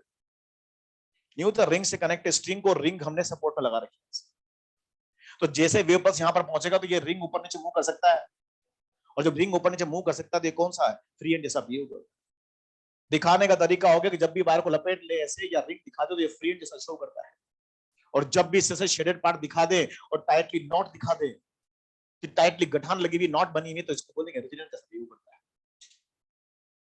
ओके, अब ये वायर है, रिजिड सपोर्ट से कनेक्टेड है, इसके अंदर वेव पल्स यहाँ पर ये है, और ये वेव पल्स भी यहाँ पर मान लीजिए क्रेस्ट के फॉर्म में है, इसका एम्पलीट्यूड कितना ए है। बच्चों एक कहने को वेव पल्स से पर कहने को प्रकार की प्रोग्रेसिव वेव को शो कर रहा है जो मीडियम में ऐसे जा रहा है पॉजिटिव एक्स। लिखना मत, बात सुनना। कहने को वेव पल्स से पर कहने को प्रकार की प्रोग्रेसिव वेव जो मीडियम में ट्रेवल करती है, इस एंड पर इंसिडेंट हो रही है, इस एंड पर, तो हम इसको बोलते हैं इंसिडेंट वेव। क्या बोलेंगे इसको? बताओ इसकी इक्वेशन क्या लिखनी चाहिए? ए साइन सोडियल है तो साइन ओमेगा टी माइनस के एक्स होगा। वेव किधर जा रही है बेटा? पॉजिटिव में, sine omega T minus x. Okay, अब सुनना ध्यान से, वेव बस वायर में है और ये क्रेस्ट के फॉर्म में, जैसे जैसे वेव बस आगे जाएगा वैसे वैसे स्ट्रिंग का पार्टिकल एनर्जी लेकर किधर जाएगा? अबे वायर ना यार, तुमने क्या कितनी बार समझा दिया यार। बताओ वायर के अंदर वेव बस जा किधर रही है? हॉरिजॉन्टली, तो एनर्जी कहां जाएगी? हॉरिजॉन्टल पर। वायर का पार्टिकल एनर्जी कहां जाएगा? ऊपर ऊपर ऊपर ऊपर ऊपर, और पिछला नीचे आता जाएगा। अब बताओ एनर्जी कहां जा रही है? पार्टिकल कहां जा रहा है? ऊपर। यार समझा तो यार, वीओपी डीओपी परपेंडिकुलर है ना भाई, तो एनर्जी कहां जा रही है? पार्टिकल कहां जा रहा है? ऊपर। ठीक है ना? अब ये वेव बस मोशन करती करती जब यहां पर पहुंचती है, स्टिकर टाइटली करंट पार्टिकल धक्का किधर मारेगा? उसको ऊपर मारेगा ना। तो क्या बताओ ये नॉट खुल जाएगा क्या? अगर ये खुल जाता है तो फिर ये रिजिड नहीं, पर ये टाइटली कनेक्टेड नॉट नहीं खुलता है और ये रिजिड जैसा बिहेव करता है, तो ये कौन सा है? रिजिड होगा। अब आप बताओ वेव पल्स क्रेस्ट के फॉर्म में है, ये धक्का उसको ऊपर मारता है, पर ये रिजिड है, और रिजिड होने की वजह से एक्शन का क्या करता है? रिएक्शन करता है। वेव पल्स ने इसको एक्शन दिया ऊपर की तरफ, तो इसने रिएक्शन, रिजिड होने से रिएक्शन दिया दिया नीचे की तरफ, तो इसका पूरा थोबड़ा चेंज कर दिया है। थोबड़े को बोलते हैं इंग्लिश में फेज, अरे बोलते हैं। तो इसका पूरा फेज अपोजिट हो जाता है और वेव लौट के अपोजिट डायरेक्शन से ट्रेवल करके आती है। डायरेक्शन रिवर्स हो गया पर फेज भी इसकी रिवर्स हो जाती है। मान लेते रिफ्लेक्शन आइडियली एम्पलीट्यूड का लॉस नहीं हुआ, एनर्जी का लॉस नहीं हुआ, तो जाने वाला का एम्पलीट्यूड कितना था? ए, आने वाला कितना हुआ? ए। बस ये गया था क्रस्ट के फॉर्म में, तो क्या बन गया? ट्रफ के फॉर्म में आया। क्यों? एक्शन का रिएक्शन हो गया। अबे रेजिडेंट था ना भाई, इसने एक्शन किया ऊपर, पर वो रिजिड था, उसने एक्शन की जगह रिएक्शन उसको किया नीचे की तरफ, पूरा फेज अपोजिट कर दिया। Due to action reaction reflection हुआ है अपोजिट फेज। बताओ इसमें मीडियम कौन है? वायर, और ये मीडियम बाउंडेड, आगे मीडियम नहीं, तो व्यू को लौट के आने ही आना। बच्चों ध्यान रखेंगे, जब भी वेव का रिफ्लेक्शन होता है डायरेक्शन हमेशा रिवर्स होती है। डायरेक्शन की प्रॉब्लम नहीं है साली, प्रॉब्लम है फेज की। यहाँ फेज भी रिवर्स होगा, क्यों? क्योंकि एक्शन का रिएक्शन हुआ है। वेव लौट के वापस आती है, इसको बोल देंगे रिफ्लेक्टिंग वेव। क्या बोलेंगे इसको? बताइए इसकी इक्वेशन क्या लिखनी चाहिए? माइनस कौन बोलेगा? माइनस ए, यहां पर लिखेंगे साइन ओमेगा टी प्लस यहां पर के एक्स। बताओ ये प्लस क्यों हुआ? डायरेक्शन रिवर्स होने से। ये क्या चेंज हुआ? फेज। अब क्रैश था तो ट्रप बन के आ गया ना। दो चेंज होते हैं, डायरेक्शन भी रिवर्स होती है, फेज भी रिवर्स होता है एक्शन रिएक्शन की वजह से। अगर मैं इसको चाहूं तो ऐसा बोल सकता हूं, ए साइन ओमेगा टी प्लस के एक्स प्लस यहां पर पाई। तो जब भी यहां पर वेव का रिफ्लेक्शन होगा रिजल्ट से, तो एक्शन का रिएक्शन होने से फेज भी रिवर्स होगी, डायरेक्शन भी रिवर्स होता है। और इसका रिएक्शन है ना, रीजन देते हैं due to action reaction forces. कभी कभी पूछते हैं पेपर में, यहां एक्शन का क्या हुआ? रिएक्शन, इसलिए फेज अपोजिट हो गया, लौट के वापस। यहां देखते ये वेव बस मीडियम में जा रही है, मान लेते ये भी क्रैश के फॉर्म में जा रही है, प्लस वाई डायरेक्शन में। इसका एम्पलीट्यूड यहां पर ए है, जा रही है वेव पॉजिटिव एक्स और ट्रेवल करती हुई इस एंड पर इंसिडेंट होती है। बताओ इसकी इक्वेशन क्या लिखो? माइनस के एक्स। बोलो ना भाइयों, वेव जा रही है, जैसे यहां पर पहुंचती तो यहाँ इसका लूजली कनेक्ट पार्टिकल इसको धक्का ऊपर मारता है, तो क्या उसका अपोज करता है? अरे अपोज नहीं करता है, खुशी खुशी ऊपर चला जाता है। लूजली कनेक्टेड ना साला, उसका अपोज नहीं करता। इसका मतलब एक्शन का रिएक्शन, और जब एक्शन का रिएक्शन नहीं होता है तो यहाँ पर फेज कभी रिवर्स नहीं होता। जिस फेज में वेव जाता है उसी फेज में लौट के वापस। अरे वापस तो आना है ना इसको, मीडियम बाउंडेड है, आगे जा नहीं सकता, लौट के तो उसको वापस। यहां पर हम रिफ्लेक्शन बोलते हैं इनर्शिया ऑफ मोशन की वजह से रिफ्लेक्शन। किसकी वजह से? समझते हैं आप? इसमें जाने का इनर्शिया था, पहले जा रहा था जा रहा था जा रहा था। अगर मीडियम बाउंडेड नहीं होता तो जा रहा होता, पर प्रॉब्लम है कि मीडियम बाउंडेड था तो उसने इसकी डायरेक्शन, जो इनर्शिया का डायरेक्शन था, उसको रिवर्स कर दिया, लौट के वापस। तो इनर्शिया ऑफ मोशन से लौट के वापस आता है, पर इसमें फेज चेंज नहीं होता। क्यों? क्योंकि एक्शन का रिएक्शन नहीं हुआ। वहां फेज चेंज क्यों हुआ? रिजल्टेंट था, एक्शन का रिएक्शन हुआ, इसलिए फेज भी अपोजिट हो गया। लेकिन यहाँ पर एक्शन का रिएक्शन नहीं, तो सेम फेज में वेव लौट के आती है और डायरेक्शन रिवर्स हो जाती है। अब मान के चल रहे हैं कि यहाँ भी एनर्जी लॉस नहीं हो रहा है, इसका भी एम्पलीट्यूड यहाँ पर ए है और नेगेटिव एक्स में लौट के आ रहा है। तो बताओ रिफ्लेक्टिंग वेव की इक्वेशन यहाँ पर होगा ए, और ये होगा साइन ओमेगा टी, यहाँ पर प्लस के एक्स होता है।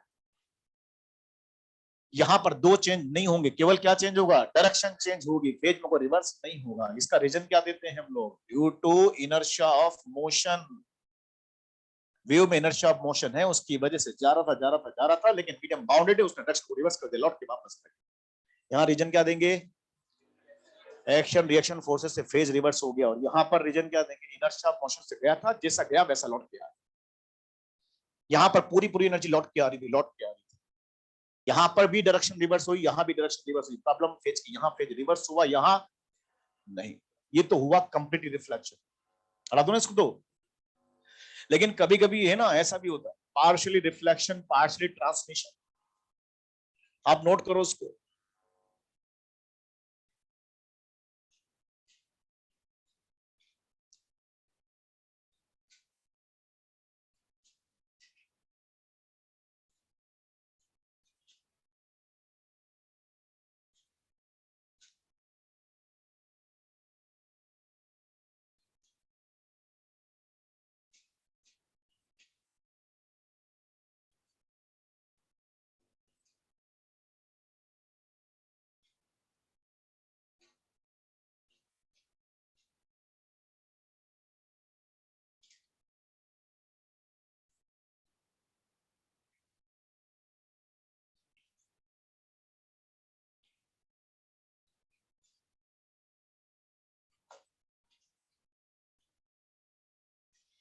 अभी तक तो हमने पढ़ा कि ट्रांसफर का रिफ्लेक्शन हुआ, कंप्लीट रिफ्लेक्शन, बाउंडेड मीडियम था, पूरी एनर्जी लौट।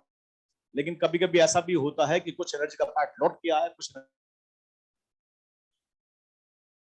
इसको बोलते हैं partially reflection and partially transmission. ऐसा भी क्वेश्चन है मॉडल में एक,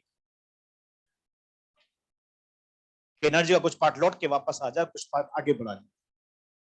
तो मैंने देखो एग्जांपल लिया, मेरे पास दो वायर हैं, एक पतला वायर, एक मोटा वायर। यहाँ तो वायर एक ही था और फिर उसके बाद मीडियम बाउंडेड था, तो पूरी एनर्जी लौट के आ गई थी। यहाँ प्रॉब्लम क्या है? यहाँ मीडियम तो है साले, लेकिन अलग अलग है। ये पतला वायर है, ये मोटा वायर से कनेक्टेड। बोलो। अब पतला वायर मोटा वायर दोनों एक ही टेंशन के अंदर काम करते हैं। टेंशन तो क्या हो गया, दोनों में सेम, लेकिन दोनों अलग अलग वायर हैं। है तो वायर साले, लेकिन अलग हैं। दोनों का म्यू अलग अलग है। समझते म्यू क्या होता है? म्यू लीनियर मास डेंसिटी, है ना? बताओ इन दोनों का म्यू अलग अलग है, किसका म्यू ज्यादा है? अबे जो वायर मोटा है साला उसका मास भी मोटा होगा, और जब मास मोटा तो म्यू मोटा होगा। जो वायर मोटा होता है उसका म्यू भी मोटा होता है, और जिसका म्यू मोटा होता है उसमें स्पीड छोटा होता है।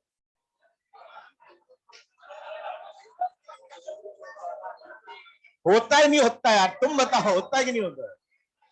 यार पढ़ा कि नहीं पढ़ा आप लोगों ने? यार सब पढ़ लिया, अभी तो टेस्ट भी नहीं हुआ। तो इसका वायर, ये पतला वायर है, इसका थिन वायर कहते हैं बेटा। वायर अगर थिन होगा तो इसका मास कम होगा, इसका म्यू कम होगा। इसका म्यू अगर कम, तो यहाँ वेव का स्पीड ज्यादा, और यहाँ स्पीड। अब सुनना बात ध्यान से बच्चों, यहाँ पर ये VT1 है और ये VT2 है। VT मतलब स्पीड ऑफ ट्रांसवर्स वेव, बात ही नहीं हुई। स्पीड ऑफ ट्रांसवर्स वेव यहाँ पर 1 है और ये 2।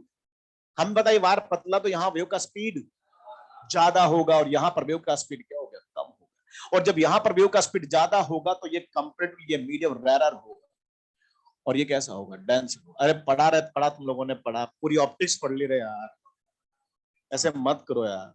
ये रेयर मीडियम है और ये डेंसर मीडियम है। एनर्जी रेयर मीडियम से डेंस मीडियम एंटर कर रही है, तो एनर्जी का कुछ पार्ट यहाँ पर लौट के आएगा और कुछ पार्ट ट्रांसमिट हो जाएगा। कितना पार्ट ट्रांसमिट होगा ये तो डिपेंड करता है कौन कितना रेयर मीडियम है, कौन कितना डेंसर मीडियम है। लेकिन हाँ ये पता है कि मीडियम रेयर और डेंस है, तो एनर्जी कुछ पार्ट लौटेगा, कुछ पार्ट ट्रांसमिट हो जाएगा। होगा ना यार? तो कुछ एनर्जी का पार्ट लौट रहा है, कुछ ट्रांसमिट। जो ट्रांसमिटेड वेव पल्स है वो तो उसी फेज में आगे बढ़ता है जिस फेज में मोमेंटम है। ये क्रेस्ट था तो ये क्रेस्ट के फॉर्म में आगे बढ़ता है, लेकिन जो लौट के आता है वो अपोजिट फेज में लौट के आता है। क्यों? बोले सर ये डेंसर मीडियम से रिफ्लेक्शन। अरे किससे रिफ्लेक्शन हो रहा है यहाँ? और डेंसर मीडियम कैसा बिहेव करता है? हल्का सा पार्शियली रिजिड जैसा बिहेव करता है, और जब भी वेव का रिफ्लेक्शन रिजिड जैसा है तो फेज अपोजिट हो। हाँ?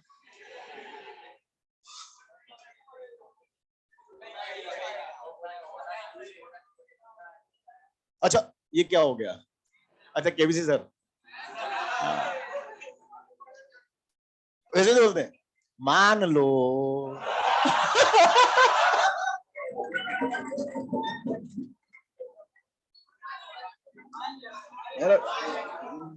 दिल से पढ़ाता पर आदमी है, दिल से पढ़ाता आदमी, सैल्यूट है। मतलब दिल से पढ़ाता आदमी, मतलब जो भी पढ़ाता खैर बहुत अच्छा है। हम तो पर कुछ भी अब सुनो, ये रेयर मीडियम है, ये डेंसर मीडियम है। डेंसर मीडियम पार्शियली हैवी जैसा बिहेव करता है, रिजिड जैसा बिहेव करता है, तो एनर्जी यहाँ भी लौट के वापस आती है। पर और लौट के जब आती है किस फेज में आती है? अपोजिट फेज में आती है। ध्यान रखेंगे डेंसर मीडियम से रिफ्लेक्शन अगर है तो ये पार्शियली रिजिड जैसा बिहेव करता है, और रिजिड होने की वजह से यहाँ पर वेव का रिफ्लेक्शन अपोजिट फेज में। समझ आ गया? कुछ एनर्जी लौटेगा, कुछ एनर्जी ट्रांसमिट। यहाँ देखो केस मैंने उल्टा कर दिया। ये मोटी स्ट्रिंग है, पतली स्ट्रिंग से कनेक्टेड। ये पहला मीडियम है, ये दूसरा मीडियम है। बताओ ये मीडियम कैसा और ये मीडियम कैसा होगा? तो यहां भी कुछ एनर्जी का पार्ट लौटेगा, कुछ पार्ट ट्रांसमिट होगा, पर जो लौटेगा वो किस फेज में आएगा? सेम फेज में। क्यों?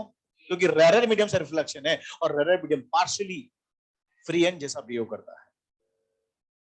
बोलो भाई।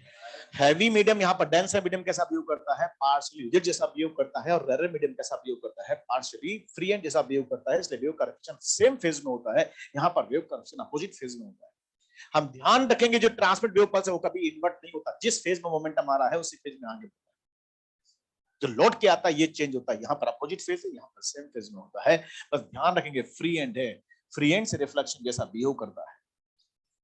तो यहाँ तो कंप्लीट रिफ्लेक्शन था, पर यहाँ क्या हो रहा है? पार्शियल रिफ्लेक्शन, पार्शियल ट्रांसमिशन हो रहा है। ये भी नोट करेंगे, जल्दी नोट करो। 10 मिनट में एक केस और समझाना है आपको, और वो ज्यादा इंपॉर्टेंट है।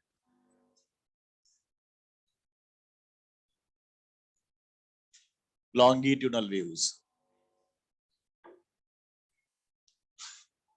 क्या कह रहा है? मेरी वाई मेरी लास्ट क्लास क्यों है? मेरा थोड़ी हुआ अभी यार, अभी तो चलेगा सिलेबस भाई। कब तक चलेगा? हाँ हाँ, कब? तो उससे तुम्हें क्या प्रॉब्लम है? ओहो, बहुत प्रॉब्लम है। क्या प्रॉब्लम है तुम्हें? डिमांड तो तुम बड़ी बड़ी कर लेते हो, उनसे पढ़ना उनसे नहीं पढ़ना। तो टीचर फ्री होगा तभी तो आएगा बेचारा वहां से। अरे बोला यार, ऐसे तो कर रहा है। जो टीचर तुमने डिमांड करी वही टीचर आएंगे, तो फिर उनको तो आने में टाइम लगेगा। अरे नहीं, ऐसे तुम आ ही रहे 2 एक दिन में, बस और क्या है। वहां से फ्री होने के बाद ही तो आएगा आदमी यार। और तो बहुत टाइम है, तो 17 जुलाई अभी तो घबराता क्यों है?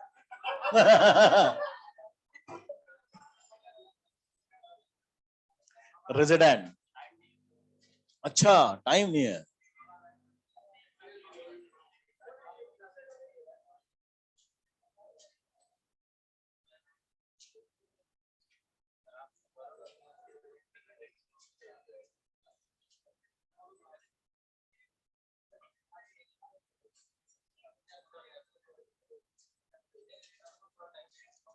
क्या हुआ?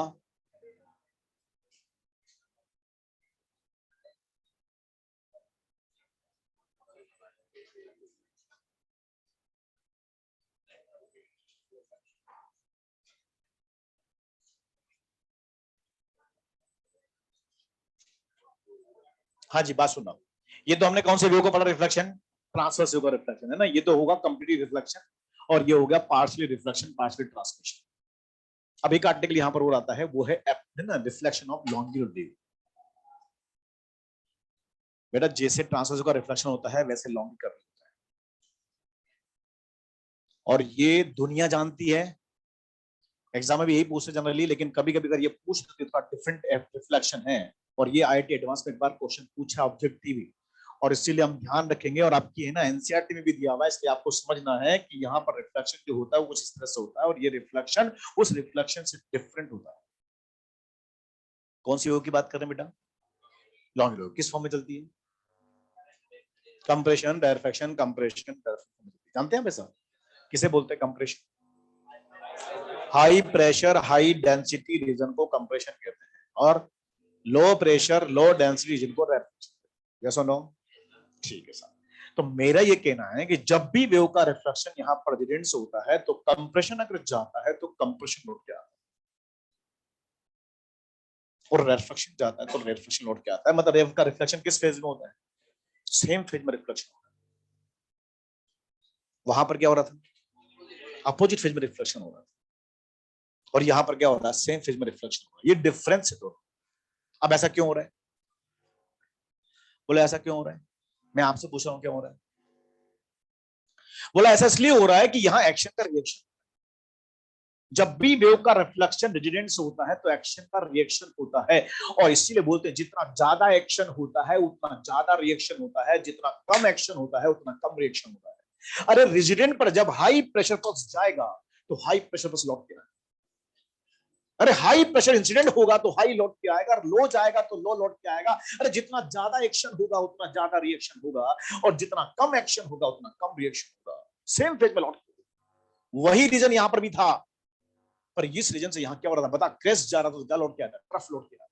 और ट्रफ जाता तो क्या लौट के आता? क्रैश लौट। ये डिफरेंस है दोनों, क्योंकि ये कौन सी वेव है? ट्रांसवर्स, और ये कौन सी वेव? Pressure wave. वेव का रिफ्लेक्शन केस सेम है, रीजन सेम है।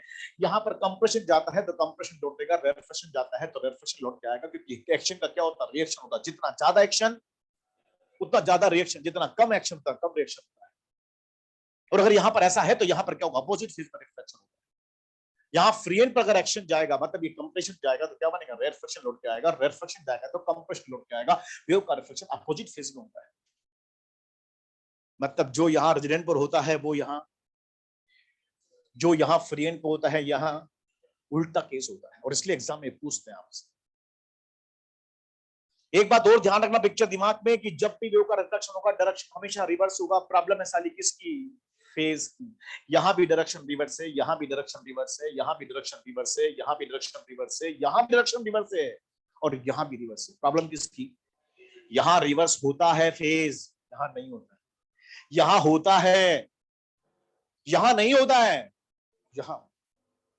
अब ऐसा रिफ्लेक्शन कहां मिलता है पता है हमको? कहाँ मिलता है? बोले ऐसे म्यूजिकल साउंड सोर्स जहां पर एयर मीडियम होता है वहां पर इस तरह का वेव का फ्लूट। नाम सुना आपने फ्लूट? बांसुरी की बात करें, एक ऑर्गन टाइप का नेम सुना आपने? वहां पर वेव का रिफ्लेक्शन इस कॉन्सेप्ट से होता है। हमारी फ्लूट साउंड जनरेट करती है इस कॉन्सेप्ट से करती है। आप देख रहे हैं, आपने फ्लूट देखी है? फ्लूट में ऑर्गन पाइप होता है, ऑर्गन पाइप भी होता है। फ्लूट के दोनों एंड ओपन होते हैं। एक एंड से हम फूंक मारते हैं तो पाइप के अंदर वेव जाती है। ये कौन सी वेव जाती है? लॉन्गिट्यूडनल वेव जाती है। और दूसरा एंड ओपन है, वहां से वेव का रिफ्लेक्शन होता है और दूसरा वेव उधर से लौट के आता है उसी पाइप के अंदर। जाने वाला जाता है, आने वाला उधर से व्यू आता है। दोनों view moving in opposite direction उस पाइप के अंदर सुपर इंपोज होती है, बनती स्टेशनरी वेव। नॉड एंड बनते हैं, प्रेशर डेंसिटी चेंज होता है, साउंड जनरेट होता है और हम उसको सुनते हैं। तो उस ऑर्गन पाइप में वेव का रिफ्लेक्शन इस कॉन्सेप्ट से होता है।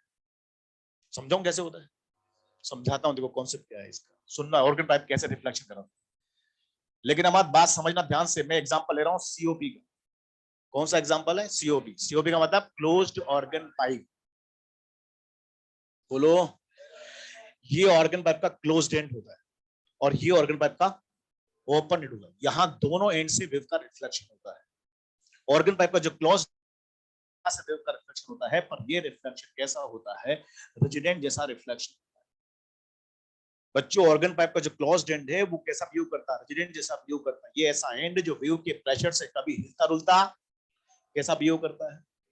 ऐसे व्यू का रिफ्लेक्शन अगर देखें तो ओपन एंड से भी होता है, पर ये ओपन एंड फ्री एंड जैसा व्यू करता है। ये ऐसा एंड जो वेव के प्रेशर से हिलडुल सकता है, तो ओपन एंड से रिफ्लेक्शन फ्री एंड जैसा बिहेव करता है। ध्यान रखेंगे, ऑर्गन पाइप के दो एंड, क्लोज्ड एंड ओपन, दोनों से रिफ्लेक्शन यहां कैसा? रिजिड जैसा, और यहां रिफ्लेक्शन कैसा? Free and. देखो बताता हूं यहां फ्री एंड जैसा कैसा। बच्चों यहां पर अगर देखें तो इसके ऊपर कौन सा मीडियम है? Air medium. Air medium, open air medium जिसका वॉल्यूम इनफाइनाइट है। और ये अंदर कौन सा मीडियम? ये भी एयर मीडियम है, पर ये बाउंडेड एयर मीडियम। ये भी एयर है, ये भी एयर है, और ये ओपन एयर मीडियम है, ये बाउंडेड एयर मीडियम। ये ओपन एयर मीडियम, इसका वॉल्यूम कितना? इनफाइनाइट है। इसका वॉल्यूम कितना? लिमिटेड है। तो दोनों को सेपरेट करने वाला जो लेयर है, लेयर यहां से व्यू का रिफ्लेक्शन, पर ये रिफ्लेक्शन यहां पर पार्शियली रिफ्लेक्शन, पार्शियली ट्रांसमिशन जैसा होता है। ये भी रस्सी है, स्ट्रिंग, ये भी स्ट्रिंग है, पर ये पतली स्ट्रिंग है, ये मोटी स्ट्रिंग है। तो कुछ एनर्जी लौट के आती है, कुछ एनर्जी ट्रांसफर हो जाती है। ये भी एयर है, ये भी एयर है, पर ये कौन सी एयर है? Open air. ये कौन सी? Bounded air. दोनों को सेपरेट करने वाला जो लेयर यहां से व्यू का reflection, partially reflection, partially transmission जैसा फिनोमेना होता है। पर ये ऐसा रिफ्लेक्शन है जो वेव के फ्री एंड है, मतलब ये वेव के हिलडुल सकता है, इसको बोलते हैं फ्री एंड जैसा रिफ्लेक्शन। तो ये फ्री एंड जैसा व्यू करता है, और ये कैसा है? रिफ्लेक्शन जैसा व्यू करता है। अब देखो रिफ्लेक्शन कैसे होता है। मान लीजिए इसके रिजल्टेंट पर वेव जा रही है अंदर, बताओ इस पाइप के अंदर वेव कौन सी होती है? लॉन्गी। किस फॉर्म में चलती है? मान लो किसी इंस्टेंट पर यहां पर कंप्रेशन इंसिडेंट हुआ रिजल्टेंट पर, तो बताओ क्या लौट के आया? क्यों? एक्शन का रिएक्शन होगा। हाई प्रेशर जाएगा तो हाई प्रेशर लौटेगा, लो प्रेशर जाएगा तो लो प्रेशर लौट के आएगा। सेम फेज में वेव का रिफ्लेक्शन होगा। यस और नो? होगा। ये तो समझ में आ गया। अब बात करते हैं, यहां समझते हैं। सपोज मान लीजिए यहां पर गया रिफ्लेक्शन, क्या गया? तो क्या लौट के आएगा? ये तो आएगा, ये तो सब जानते आएगा, लिखा हुआ मिल आएगा। क्यों आएगा ये समझते हैं। क्या गया यहाँ पर? रिफ्लेक्शन। इसका मतलब लो प्रेशर, लो डेंसिटी हो गया। अरे यहाँ रिफ्लेक्शन, यहाँ प्रेशर क्या हो गया? कम। बताओ इसके ऊपर कौन सा मीडियम है? एयर। इसका भी अपना कोई प्रेशर है। वो कितना प्रेशर है? P not. एटमॉस्फेयर है ना, एटमॉस्फेयर प्रेशर होता है 1 atm प्रेशर। अरे यहाँ मीडियम का प्रेशर कितना होता है? P not, 1 atm pressure. और यहाँ प्रेशर कम हो गया। जिस इंस्टेंट पर यहाँ रिफ्लेक्शन किया, यहाँ प्रेशर कम और यहाँ प्रेशर ज्यादा। कुछ फील आया? यहाँ प्रेशर 180 में, यहाँ के अंबर में यहाँ क्या है? रिफ्लेक्शन, यहाँ प्रेशर क्या हो गया? कम। तो जैसे आर यहाँ पर पहुंचेगा तो यहाँ प्रेशर डिफरेंशिएट हो जाएगा। अब बताओ यहाँ प्रेशर और यहाँ प्रेशर, और हमें पता है कि जब प्रेशर डिफरेंस होता है तो प्रेशर हाई प्रेशर से लो प्रेशर पार्टिकल ब्लो करते हैं। यहाँ प्रेशर, यहाँ प्रेशर, तो पार्टिकल हाई प्रेशर से लो प्रेशर पर मोशन करते मोशन करते मोशन करते मोशन करते, तो बताओ नंबर ऑफ पार्टिकल क्या हो गए? बढ़ गए। और जब नंबर ऑफ पार्टिकल बढ़ गए तो बताओ कंप्रेशन क्या क्या बन गया? डेंसिटी बढ़ गई, प्रेशर बढ़ गया, बताओ क्या बन के आएगा? कंप्रेशन। ये ऐसा रिफ्लेक्शन जो हमारी आंखों से दिखता नहीं है, पर ऐसा रिफ्लेक्शन होता है फ्लूइड के अंदर, ऑर्गन पाइप के अंदर, और उधर से वो लौट के आती है और सुपरपोजिशन होता है और साउंड जनरेट करता है। ये आपके एनसीईआरटी में जाके कभी फुर्सत मिले तो देखना, वहां ब्लू कलर का बॉक्स बना के समझा रखा उसने कि यहाँ पर ऑर्गन पाइप में ऑपरेंट से वेपर रिफ्लेक्शन ऐसे हुआ है। ये समझ आपको नहीं आया? क्या गया यहाँ? आर क्या गया? आर मींस प्रेशर, ऊपर प्रेशर, तो हाई पे से लो पार्टिकल पहुंचेंगे पहुंचेंगे पहुंचेंगे पहुंचेंगे, डेंसिटी क्या बन के आएगा? कंप्रेशन। सपोज गया सी, पार्टिकल पास पास, डेंसिटी ज्यादा, प्रेशर कम, यहां प्रेशर, पार्टिकल फैलेंगे। सी गया तो क्या बनेगा? आर, आर गया तो क्या बनेगा? सी। अपोजिट फेज में लॉट फेवर। और ये पूछा है टेट मास में, मल्टीपल चॉइस क्वेश्चन था। क्वेश्चन क्या था सुनो, एक ऑर्गन पाइप दिया उसने, ऑर्गन पाइप नाम दिया और उसने बोला फिर ऑप्शन दिए 4। ऑर्गन पाइप के क्लोज्ड एंड पर हाई प्रेशर पल्स जाती हैं तो क्या बन के आएगी? हाई प्रेशर पल्स का समझे आप? कंप्रेशन। तो बताओ यहां पर क्या गया? कंप्रेशन गया तो क्या बन के आता है? कंप्रेशन। लो प्रेशर पल्स जाएगी तो यहां हाई जाएगी तो, और लो जाएगी तो हाई बन के आएगी। ये रिफ्लेक्शन ऐसा है जो रिफ्लेक्शन तो जस्ट डिफरेंट है, अपोजिट है, इसके एग्जाम में पूछ लेता है। हमारी फ्लूइड, हमारा ऑर्गन पाइप इस कॉन्सेप्ट पे काम करता है। कुछ समझ में आ रहा है कि मैं जहां समझा रहा हूं?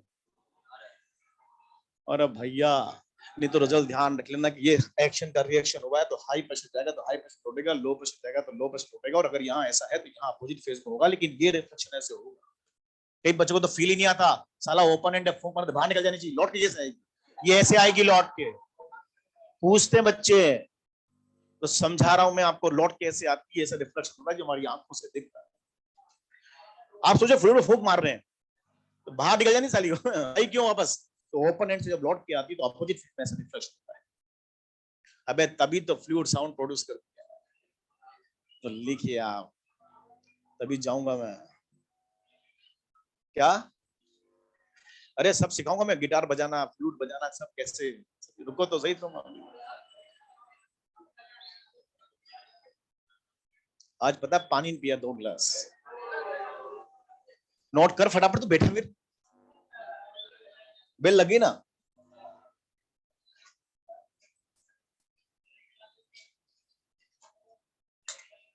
दोनों पीऊंगा, पूरा वसूल करते हैं पानी बात कर रहा है।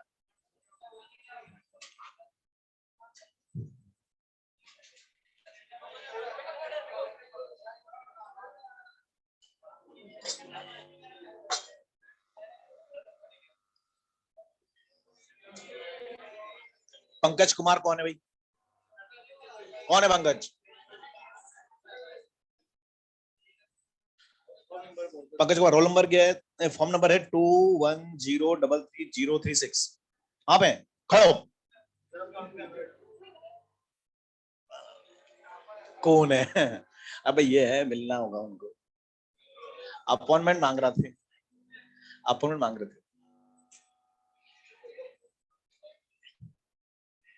तो बात समझ में आई, जब भी वेव का रिफ्लेक्शन होगा हमेशा डायरेक्शन रिवर्स होगा। प्रॉब्लम किसकी? फेज की। फेज कहीं चेंज होता है और कहीं नहीं होता। हमारे सिलेबस में हम जनरली बात करते हैं तो ट्रांसवर्स का रिफ्लेक्शन पढ़ते हैं, तो ट्रांसवर्स में वहां ध्यान रखना, एक्शन का रिएक्शन होने से फेज अपोजिट होती है। बोलो रेजिडेंट पर और फ्री एंड पर सेम फेज में लौट के आती है। लेकिन अगर हम लॉन्गी की बात करते हैं, यहाँ जस्ट केस रिवर्स हो जाता है। बोलो हाँ बेटा, टेंशन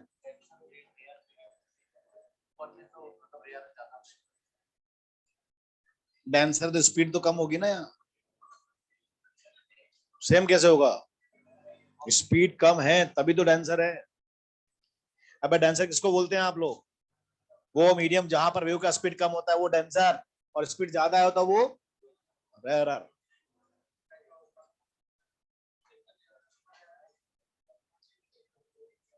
चले, चलिए ओके।